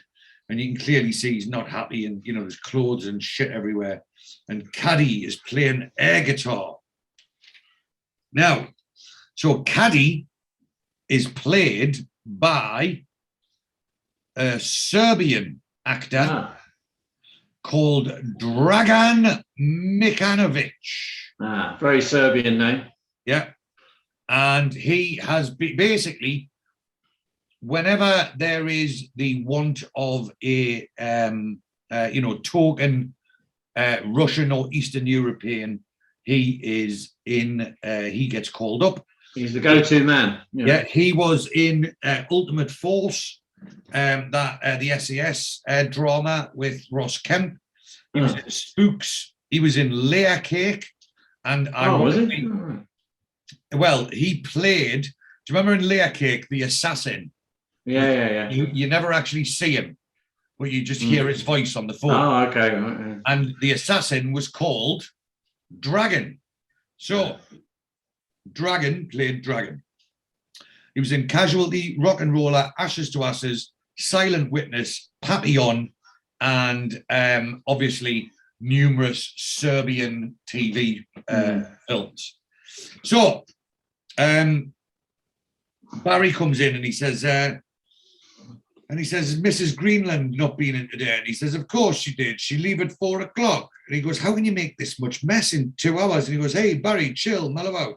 How was your business in the north? And he says, all right, thank you. How's our business? Managing all right without me? He says, no problem. 14 tons we shift this week. Packet soup, kidney and steak, how you say? Pie. He says, pie in tins. Yes. Want a drink? He says, no, it's too early for me. Thanks, Cad. And he says, my sister upstairs, she make herself beautiful. The sister, yeah, of course. And then it's you can see the way that Barry's like, laughing. He's starting to realize that something isn't 100% on the penny is slowly dropping, very slowly. So he goes upstairs and Caddy puts the music back on and we see Tatiana powdering her nose and having a little bit of a hoot. So again, Tatiana is also a Serbian actress and she has 80 credits on IMDb. And as well as Auf Wiedersehen Pet, she was in Captain America, Silent Witness, Entourage, and obviously lots and lots and lots of Serbian and other foreign stuff. So she's having a sniff, and Barry says it's a bit early, and she jumps down his throat. He is well and truly henpecked and under the thumb. She goes, this I don't believe. You leave me alone. You come home straight off. You on my back. And he says, no. He says, I'm not, babe. I'm sorry. It's me. I'm tired. I'll have a anyway. I've got you an invite. We're going to be doing this last ride across the river, a bit of a PR thing. And she goes, you want me to go? Where is this place? And he goes, Middlesbrough. And she goes, I think no, thank you. And he goes, well, it's going to be, very top draw, Tatiana, all sorts of aristos and pop stars, the Prime Minister. And she goes, I have nothing to wear. And he says, I'm sure you'll solve that problem, baby. Now, obviously, Barry begins racking up a line of gear, like it's the most normal thing in the world. Like he can clearly see do this all the time. So, obviously, nobody's ever mentioned drugs before or taking drugs or anything like that. Just beer. And then all of a sudden, Barry is you can see Barry's very, very familiar with racking up a line of gear. So he says, I'm sure you'll solve that problem, baby. He says, anyways, there will probably be a bit of a do afterwards. Banquet halls speaks lots of press and stuff. He says, why don't you come up for a couple of days, meet the boys? I've told them all about you. And he does a big line of gear. And then he says, where did you get this stuff from? And she says, Boots, it's my herbal laxative. And he says, oh, bloody hell. He says, I'll have a runny nose for days. And then he squeezes a fart out and you can see he's worried that he might shit himself. So we cut to the central station in Newcastle, which is actually the real central station in Newcastle where they are. And Neville picks up Wyman. And he says, all right. He says, yeah. He says, where's this party then? He says, not far. He says, I've told my daughter I brought London's top DJ especially. And he says, she's impressed. And he says, I hope it's the truth. And he says, well, not really. And he says, well, don't tell her that. He says, I've got a lot of points from this. He says, because usually she thinks of me as the uncoolest person on the planet. Just here, what have you got in there? And he says, those are my records, innit? Anyway, so they get to the hotel and Moxey is perving through the wall. So he's got his ear, like there's a couple obviously hammering away in the next. And Moxey is all but jacking himself off in this particular thing. So he there's a knock at the door and it's Bomber. And he says, just a minute. He says, hello, mate. He says, come on, Moxey. He says, let's get out of here. He says, why? What's wrong with it? He said, it would be fine if you're planning to top yourself. He says, but when I stop in a hotel, I like to go to the bar and have a drink and a chat. He says, I can't talk to a vending machine. And Moxey says, I quite like it. Reminds me of Sweden. And he says, when were you in Sweden? He says, never. He says, I just imagine this is what it's like, fully automated, labor saving, and it's nice soap.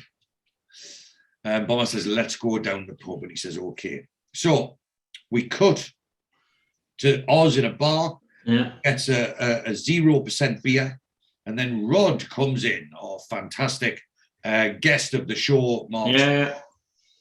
And he says, Rod, he says, all right. He says, all right. He says, how you doing, son? He says, not bad. He says, can I get you a drink? And he says, can I have a glass of Rioja, please? What else?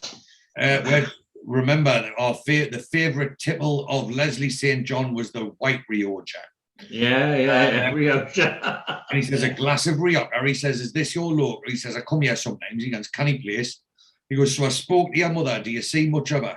And he says, yeah, I went there a couple of weeks ago. He says, how is she? Is she happy? He says, she's all right. She's got a bloke, got a job, makes her laugh. What about yourself? What you up to? He says, me. He says, I'm a singer. He says, what? He says, yeah, I sing. I've been doing the clubs and that. I've had a few gigs. He says, well, that's fantastic. Singing, eh? He says, I'll have to come along and see you sometimes. He says, well, you don't have to feel obliged. Now, obviously, we find out later what kind of singing it is. Yeah. So, and he says, it's not a question of feeling obliged, man. He says, look, cut us a bit of slack, eh? He says, I know I've not been the world's greatest fella, but maybe there's a way I can make up for that. He says, you don't have to. He says, I've got my own life. I'm doing absolutely fine. And he says, listen, son, he says, I'm not proud of the person that I was.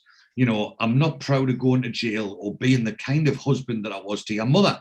He says, but people can change, you know. He says, look, I don't get hammered anymore. I live out in the country. I've got a new tooth, look. And he says, and I've got a big scheme going down. Could make a real difference. And he said, difference to who? And he says, well, I'd like to think all of us, even if it's only just money. And he says, look, I don't need anything from you, Dad. And he said, you used to when you were a kid. He says, here, do you remember Neville, who went to Germany with us? He says, his daughter's having a party tonight, a disco, bit of a knees up. He says, do you want to come? He says, it's bound to be a stack of totty. And obviously we find out later that's the wrong thing to say. Yeah. He said, what? Loads of little wannabes in miniskirts and mascara. And he goes, and Oz thinks that's the right thing to say. And he goes, guaranteed. He goes, thanks. He goes, but I've got a date. He goes, well, he says, the pity. He says, you know, he says, when you're singing, he says, what name do you use, like professionally? He goes, Rod Osbourne. And he goes, aye. Anyway, so that is, we cut from Oz and Rod to the party. And Wyman's on the deck. So he's like, all right, let's change the mood. Let's change the groove.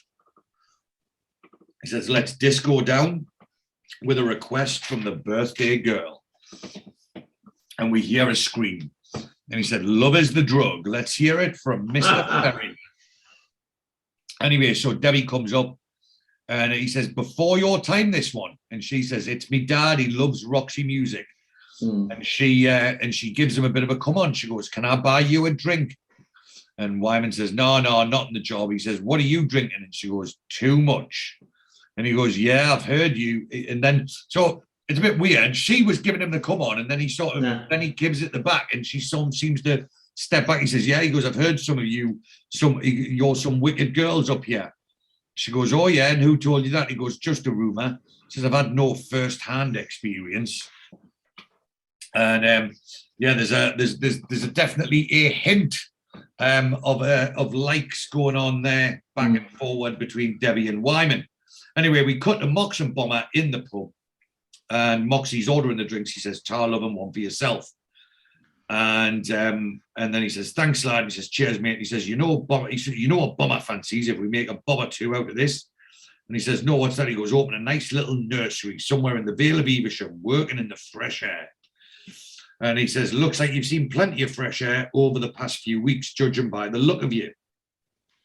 So, and he says, I was digging ditches, laying turf, I worked as a bouncer for 6 months, club in Birmingham. Terrible, all those kids stoned out of their heads. And he says, much trouble? He says, oh, not much. He says that he made them less violent. And then Bomber keels over. Obviously, a weird look on his face, and Moxey says, are you all right, mate? And he says, bloody hell. He says, I'm going to need some help, yeah? So we cut back to the party, and Fiona, who is Neville's other kid, comes up and he says, Dad, Mom says I have to go home with you you and her at 11. And she says, well, if she says so, and she says, well, she goes, it's not fair. And he goes, goes, it's your sister's party and you're 14. She goes, I know, but he goes, there's no buts, and I just hope you're sticking to orange juice. Anyway, Oz turns up and he says, which one's your Debbie? And he says, there, in the black dress. And he says, they're all in black. He says, it looks like a Marilyn Manson gig. He says, there, man, the blondie taking a swig. He goes, oh, Aisha looks deadly. And he says, they all do. Little bit noncy of Nev there. And he says, oh, I think you better get a bit of fresh air, Nev. How it? So they go outside. So they're outside. This is a pub called the Quayside Inn, which is Quayside in Newcastle. It's a real pub on the Quayside. And I've been in there a few times, not for a long, long time. But yeah, there's not a bad little bar. And again, that's probably about 150 yards down the street from where we last saw Rod. Okay. So Neville says, both my daughters look like strangers tonight. And him and Oz walk out onto the quayside looking down the river. And he says, oh, he says, my laddie is a stranger. He says, at least you've never been away from yours. And he says, oh, how did it go? He says, tricky. He says, really? He says, fine looking laddie, mine, nice gear, good skin. Marjorie must have done something right. And Neville says, what I kind of get used to is being a parent to grown-up kids, not bairns. He goes, I shouldn't be this old, you know what I mean? And he says, he says, I didn't know who I am these days, Oz. He says, that's how Brenda got us into this bridge business. So she could see that I had to change things. And he goes, shit, and he says, shake things up a bit. And Oz says, but you and Brenda's all right, aren't you? I mean, you know, it's not about that. And he says, well, that's part of it. He says, we've never had sex since the bairn was born. Oh, girl. He goes, and I love Brenda. And he goes, what about Viagra? He says, well, that's not the problem. He says, Lorraine in the office, I got a stalker I can hang a hat on. And he says, well, what is it then? He says, I don't know. He says, I've been seeing a shrink. Woman over in Jesmond specialises in that sort of thing. He says, the daft thing is I can do with her no bother. He says, really attractive. He says, Kilwell, can you not think about her when you're shagging Brenda? Obviously tactful as always, Oz. Yeah. And he says, I knew I shouldn't have mentioned this. And he says, it seems like a hell of a good way to get your money out of a sex therapist. So they cut to the hospital and Moxey's waiting and Dennis arrives. And he says, all right, Moxey. He says, what did they say? He says, they're going to keep him overnight. He says, what is it? He's hard. Moxey says something else. They wouldn't say. They phoned his daughter to find out what medication he was on. And Dennis says, I didn't even know he was. And he says, me neither. He says, well, we wouldn't, would we? And they wheel Bomber out with a mask, like he's got an oxygen mask on and all that. He's definitely not looking too great. And Dennis says, he says, I always thought Bomber was invincible.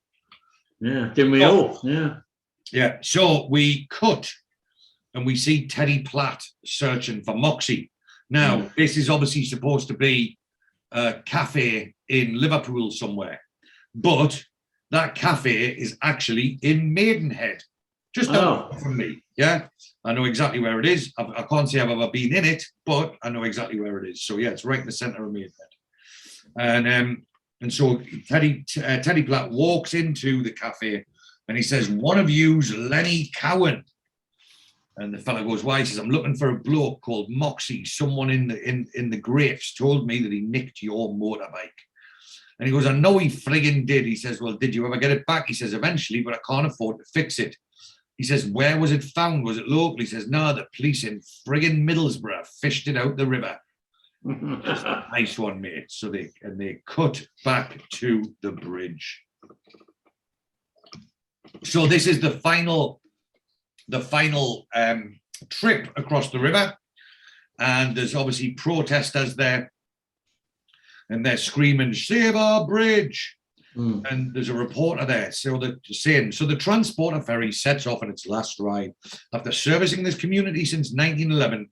For some, this is a sad occasion, but for others, a step towards progress and the revitalisation of Teesside. Sadly, the crisis in the Middle East has prevented the Prime Minister, Tony Blair, from being here today, but the Deputy Minister of Trade has sent this message. And then the protester jumps in and she shouts, "He's too bloody ashamed to show his face." And the reporter says, "I'm terribly sorry. Obviously, feelings are running high here today." So the lads are up high and they're looking down from above. And Dennis has got some binoculars. And he says, "I don't recognise anybody, me."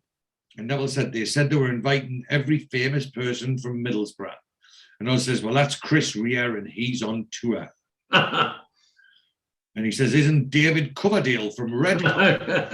Whitesnake. He says, "Who's that?" He says, the lead singer of Whitesnake. And Moxey says, "Well, that would be a major cue." And Bomber turns up and he's like, "Oh," and they all go, "All right, Bomber." He says, "Oh, Bomber's fine. Just one of those freak things. The alcohol didn't mix with the new medication I'm on. I'm right as rain." So again, obviously, Bomber's going to cover things over. We know Bomber's not well. And Dennis says, "Good." And he says, "So where's..." It's funny. I mean, it's not funny, but I mean, you know, they incorporated it into the program. It's yeah. I mean, was he actually not well? Was he not? Well, I don't know. I mean, yeah. Yeah, because it's in between. Well, no, because he's in the next series. They go to Havana. Yeah. But he passes away after that one, doesn't he? So, yeah. Anyway, so he says, "Where's Tony Blair?" And Oz says, "There's Barry." And he says, "Ooh," he says, "that must be Mrs. Taylor, the lovely Titiana." Titiana, yeah. Tatiana, he says, "not in that dress." And Neville, he says, "Gives a look," and he's grabbing binoculars off Dennis and choking him, and he's like, "Hold on, man, hold on." Anyway, we cut to Barry and Tatiana on the bridge, and she says, "This, I don't believe. I buy designer dress and I wear my new Versace shoes for what? A ferry, and freeze my ass off." And Barry says, "Don't worry, baby bear. As soon as we get to the other side, Baby bear. they'll be limousined off to a top hotel and a posh lunch.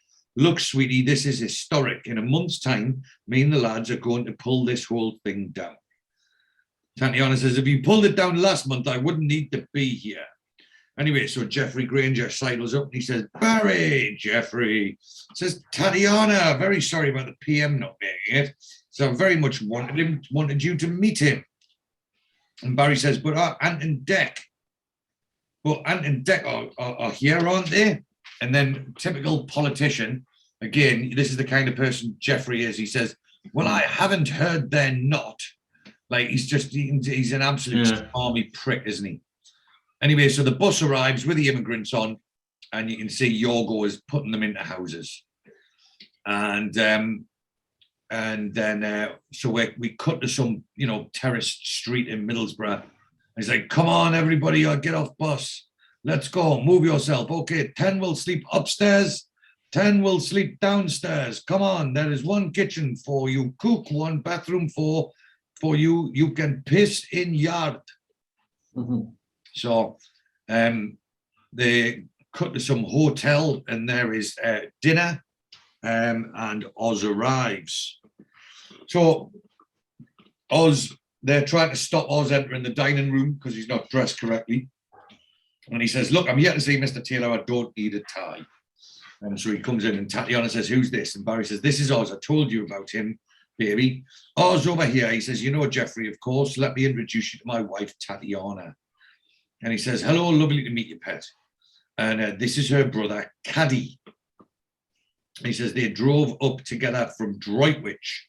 So we're having a bit of a night of it. He says, "Oh, well, I'm sorry. I thought you would have finished your bait by now." He says, "Okay." And Tatiana says, "Okay, you talk business. We go outside, have cigarette." And Oz says, "You don't need a bother." He says, "It's okay." And he says, "It won't be long." And Oz says, "Nice to meet you." And off they go. And he says, "Ritzy place this, thou butt," which is a proper Geordie, like proper old school Geordie turn of phrase, that. Yeah. And Jeffrey Granger says, "There's no point in depriving yourself. Have a brandy." And he says, "No, thanks." And Jeffrey Granger says, "No problems, I hope." He says, "Well, we've had to dip into the kitty a bit more than I planned, and the labour's come in a bit more than I'd budgeted for, and the insurance and this guy Cahoon, the paddy, is he on your payroll or Wars?" And Jeffrey Granger goes, "Well, yours, surely." He goes, "Well, you never mentioned that." And he said, "I said you'd need a technical chap, and I assumed you'd factored that in." He said, "Well, how over are we?" He says, "Oh, we'll be all right as soon as we get the big advance, which means we need it paid on the button, Jeffrey, at the end of week 1. And he says, "Well, that's not entirely up to me." And again, he's starting to worm his way out. Absolute slimy scumbag. Yeah, Says, "Well, that would be yeah. end of week 1. And he says, "Look, old boy, you're worrying unnecessarily. We should be celebrating. We've come a long way since our first little chat in the prison laundry. We shared a vision, and tomorrow that vision becomes a reality." And Barry says, "That's right. Go on, Oz, have something. I recommend the creme brulee. It's absolutely busting." He says, "No, thanks." He says, "I'd rather just get myself a bag of chips on the way home, Barry." And anyway, so Oz leaves and walks through the hotel, and he hears a laugh and from out of shot, and then Oz sees Caddy groping the lovely Titiana. So now they cut back to the site, and the buses with the labour arrive. And Dennis says, right, lads, they're here. And obviously, Yorgo's speaking Serbian or Albanian or whatever. And he says, morning, Yorgo. And he says, how are we today? And then the workers, like one worker from one bus and one worker from the other bus, speak to each other, and then it all kicks off. And they're all like, whoa, whoa, whoa. And one of them fucking sticks on the other one. And he says, what the bloody hell's going on? And Yorgo breaks it up. And he says, what was all that about? And he says, well, they hate each other. And he goes, who hates who? He goes, all this one hate all this one. This one are Kosovans. This one are Serbs. Oh, dear. Neville says, Christ, he says, 2 years ago, they were at war with each other. And he says, that's right. Kill each other, burn villages. There is still much anger. And the Irishman, Cahoon, he says, and this is our bloody workforce. He says, worse than Ulster. He says, it'll be a bloodbath. And Oz says, do you think we're idiots? He says, we've figured that one out, man. He says, the Serbs are going to be on one side of the river and the Kosovans on the other. And then we see Oz taking out the first rivet. And then Dennis says, he says, it's going to be hard keeping a lid on this. I mean, we've all heard enough horror stories about the Serbs. And Neville says, the Albanians are just as bad, Dennis. And Moxey says, I thought they were Kosovans. And Neville says that most Kosovans are Albanian. And Oz says they're all bandits over there, man. Says descended from bandits. He says you can tell by the way they come into the pub, can't you? You're trying to take advantage of the natural cover. Then it says, well, we'll just have to make sure they stay on their own sides of the river. That's all. Oz says, well, that's easy enough. He says we can have the Kosovans supporting the borough, and the Serbs can support Hartlepool United. And Neville says, well, let's just hope they never meet in the cup. So there's what I assume is a foreman, and he's speaking foreign, and he says, what he's basically saying is get to work, and they start taking the bridge down. Anyway, so they cut into the office, and Barry says, I'm sorry to have to keep popping off, fellas. He says, only Tatiana wants to get home. Tuesday, she has a Thai woman walk on her back. I could do with a bit of that myself, to be honest. Yeah, exactly. Yeah. Well, we've been there. Yeah. And then Oz starts questioning Barry. He says, well, when did you actually get married, Barry? And he says, it was only a year ago. He says, I was content with the status quo, but she wanted it. Of course, she's got a British passport now. And he says, right. He says, yeah, we had a nice ceremony at Droitwich Registry Office, bit of a do at home, and then jetted off to Portofino for a few days. It was lovely. And Dennis says, you met her brother first, didn't you? He says, yes, we were business partners. That's how I met her. I thought I told you all of this. And he says, we must have forgotten, Den. And he says, anyway, he says, all right, then ta-ra for a bit. Ta-ra, Barry. And then he says, I take it this wasn't and obviously once Barry's left, Dennis says to Oz, he says, I take it this wasn't a brotherly kiss. He says, maybe as if you're from Kentucky. He says, He says he couldn't have seen very clearly. He says, Denman, he says, I almost fell over them in the corridor. He said he had his tongue down her throat and his hand up her arse. And he says, well, why didn't you tell him? He says, well, how do you tell a bloke his wife's having it away with her brother? And then... maybe it isn't her brother. Yeah, so then we see that the bridge is starting to come down. And then we see the lady, the girl immigrant who we find out is called Irina. And she is leaving, and she goes, Irina, where will you go? And she goes, I have somewhere. And she goes, they'll find you. They always do. And then we see Teddy Platt with a picture of Moxey, and he's in a pub in Borough. And the barman says he's not from round here. And he says, well, the bike was ditched 200 yards away. And he says, well, he's not local. We know everybody, but there's a slew of extra people on the bridge job, like. Says, so how do I get across the river? And he says, well, a week ago, you could have got the transporter. He says, you'll have to drive the long way around now. So there's a bit of bitterness there. So we cut to the site. It's late at night, and Bomber and Wyman leave. Bomber says, bye, Neville. And then Neville's on his own in the office, and he ogles the calendar that's on the wall. And then there's a knock at the door, and he says, come in. And then Irina turns up, and she goes, I'm sorry, I'm looking for my brothers. They work on the bridge. And he says, are they Serb or Kosovan? And she says, Kosovan. He says, well, you're on the right side of the river at least. They're stopping not far away. I could give you a lift. So they get outside and they're in the car and Teddy Platt arrives. And obviously Irina sees him and she thinks he's come for her. And she says, oh no. And he goes, you know him or something? She goes, he has come for me. And Neville says, this is private property. What do you want? And she goes, he wants me. Go, go, go. And Neville drives off and drives to the digs. So Irina knocks on the door, speaks in Kosovan, obviously asks for the brothers, and she goes in and sees the brothers. Yeah. She obviously tells them that Neville saved her, and the brothers kiss Neville in there. Neville's looking around and he's obviously not impressed with the digs.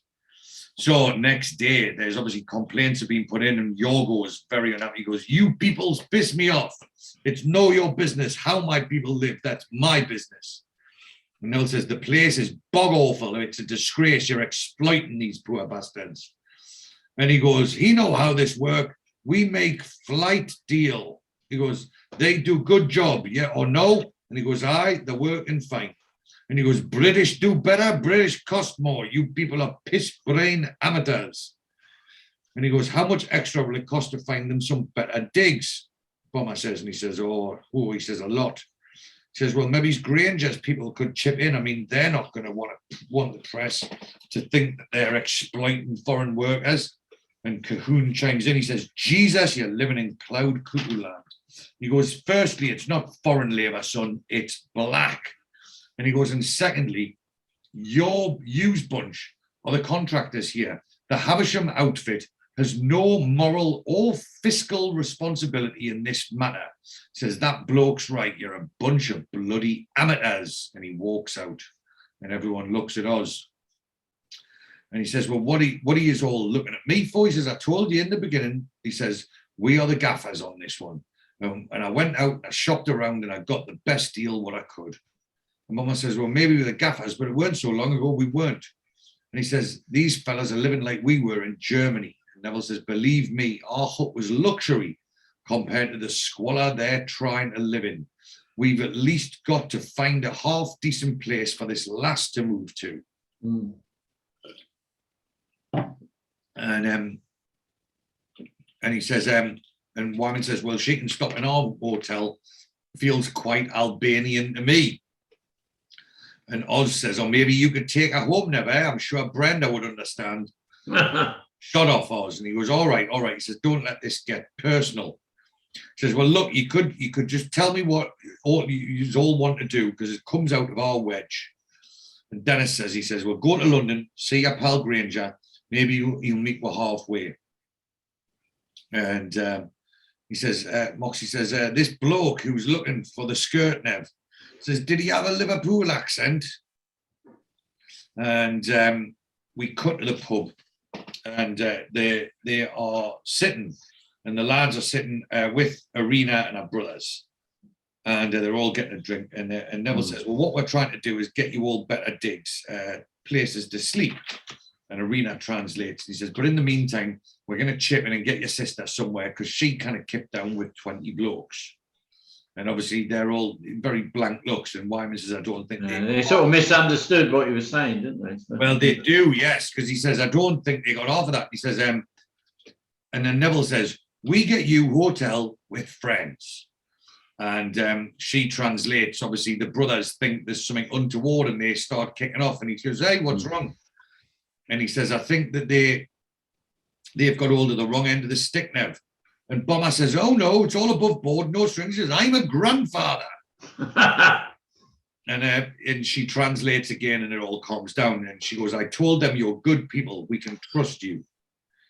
And Moxey says, I'm glad we got that sorted. I'm bursting for a leak. So Moxey goes to the bar, and Teddy Platt's at the bar, and he sees Moxey and he starts following him. But luckily, Irina notices, and she sends her brothers after Teddy Platt and Moxey. So Moxey's in the toilet having a slash, and Teddy Platt pulls a gun on him. And he says, bloody hell, he says, put your pecker back in your pants. He says, then you're going to take us to the money. He says, money? What money? He says, startups money, you rat bag. He says, okay. He says, it's not here. He says, I didn't think it was, let's go. And he takes him out. And he's pushing him. He says, how? He says, where are we going? He says, across the river, village called Marsden. And Marsden was South Shields, which Marsden Grotto. So there was a pub called the Marsden Grotto. I used to play for the pool team many years ago. But anyway, so across the river, village called Marsden. He says, open the boot. He says, you what? He says, open it. He says, now get in. He says, no way, I'm claustrophobic. He goes, honestly, he goes, I'll be sick all over your spare. And he says, it's rented. And he pistol whips Moxey and he knocks him out. And then straight away, the brothers then bash Terry back over the head with a 4x2 or something. And they throw him in the boot, take the shooter off him, and the drive off. And then Moxey comes around and he's lying on the floor. Anyway, so we cut back to, well, what I'm assuming is London. Yeah. And Jeffrey says, he says, well, I can't go back to the board with a begging bowl. He says, because your workforce don't have room service. He says, they're Albanians, for God's sake. He says, I went there on a parliamentary junket. They had a banner across the main street in Tirana. Translated, it meant glory to our potatoes. Stuffs. And he says, so what does that prove? He says, well, these people aren't used to the finer things of life. They're not expecting shower caps and bitter mints on the pillow. And he says, well, the lads feel bad. Look, anything extra can come off our big payday at the end. And he says, yeah, he says, your big payday. He says, it is conditional on the sale of the bridge. And he goes, right. And he says, well, there may be a wrinkle in that area. And he says, there's been a little bit of backsliding from our Asian friends. And he says, well, what are you saying, Jeffrey? He says, well, the chap we're dealing with is suddenly out of favour. It's all very political. It's not untypical of that part of the world. And I says, given the catastrophic possibility that this is true, what am I supposed to do with 1 billion tons of bridge? And Jeffrey says, well, scrap. And Oz loses the rag and goes, scrap. He goes, we're taking it down piece by piece, sticking it in sections and numbering it because it's supposed to be rebuilt. If it was for scrap, we could have just ripped it down by now. And he says, for God's sake, Oz says, nothing's in stone. I was just hoisting up South Cane. I don't know what that means. You're increasing your capital expenditure. He says, you're increasing your capital expenditure. We're still talking. He says, my team put their savings into this deal. Everything they've got, most of them. You better be talking, Jeffrey, or else I'll hoist the South Cone right up your arse. Anyway, we cut back to the motel, and obviously that's, well, so, you know, they've planted the seed that not all is well with the, and that, you know, Oz is, you know, I mean, you know, Jeffrey Granger is obviously a shit house that's, you know, going to be shut. Yeah. Absolutely. So we cut to the back of the motel, and Bomber's got the room sorted for Arena. And he says, here you go, my dear. Room's on the first floor, lifts over there. And she says, I thank you. I thank all of you. Good night. Moxey says, sweet dreams. He says, actually, I'll get my head down as well. See you in the morning. And Bomber says, just a minute. And he says, what? He says, what haven't you told us, Moxey? He goes, how do you mean? He says, well, you weren't mugged. You're still wearing your watch. He says, it's only a Timex. He says, is that bloke one of the people that's after you? He says, could have been. He says, well, whoever he was, where did he go? He says, I was unconscious. I've got no idea. And then we cut to the boat. Yeah. There's a boat, and it's obviously dropping the body of Teddy Platt. That's the end of him. The keys. And that is the end of it. So, there we go. End of episode 2. Yeah. So, if anyone would like to comment about anything that we have done in this episode, and obviously our fantastic interview with Mark, please do email us in Auf Wiedersehen Again @gmail.com.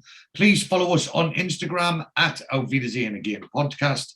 Please follow us on Twitter @Auf Again. Please do like and share the Facebook page Auf Wiedersehen Again Podcast. And please do subscribe to the YouTube channel Auf Wiedersehen Again Podcast and click that bell. And remember, if YouTube's not your thing and you prefer to listen in the car or whatever, we are available on all good podcast platforms: Spotify, iTunes, Anchor, Google Podcast Breaker, and many, many more. So remember, new episodes are released as and when we fancy it at this particular moment in time, clearly. But Our music is composed and performed by the guitar man, Mr. Lee Dasky. So please do like and subscribe wherever you get your podcasts. And remember, our sponsor is Top Gun Tattooing, number 12, the Harris Arcade in Reading. That's topguntattoo.co.uk, 0118996. And it's not Zach. It's not Zach, it's Glenn. And the code for your 20% discount is Hadaway and Shiteman. But remember, we do offer still the free tattoo of the free Neville and Lottie tattoo. So someone please do take us up on the offer. And if you would like to win this fantastic, genuine signed picture Copy. then you can do so by going onto the social media pages. Follow us on social media, like the post, tag 3 friends, and share that post. So that's it for this episode, George. It's good to be back. It is good to be back, and we will attempt to be a little bit more regular. But yeah, definitely. Thanks to all of our loyal fans sticking with us thanks. for this period, and we shall try and be back as soon as possible. But until the next episode, George. Auf Wiedersehen. Pet. Oh, yeah, man. All out of options, nothing to choose. I've been out on Netflix, I'm sick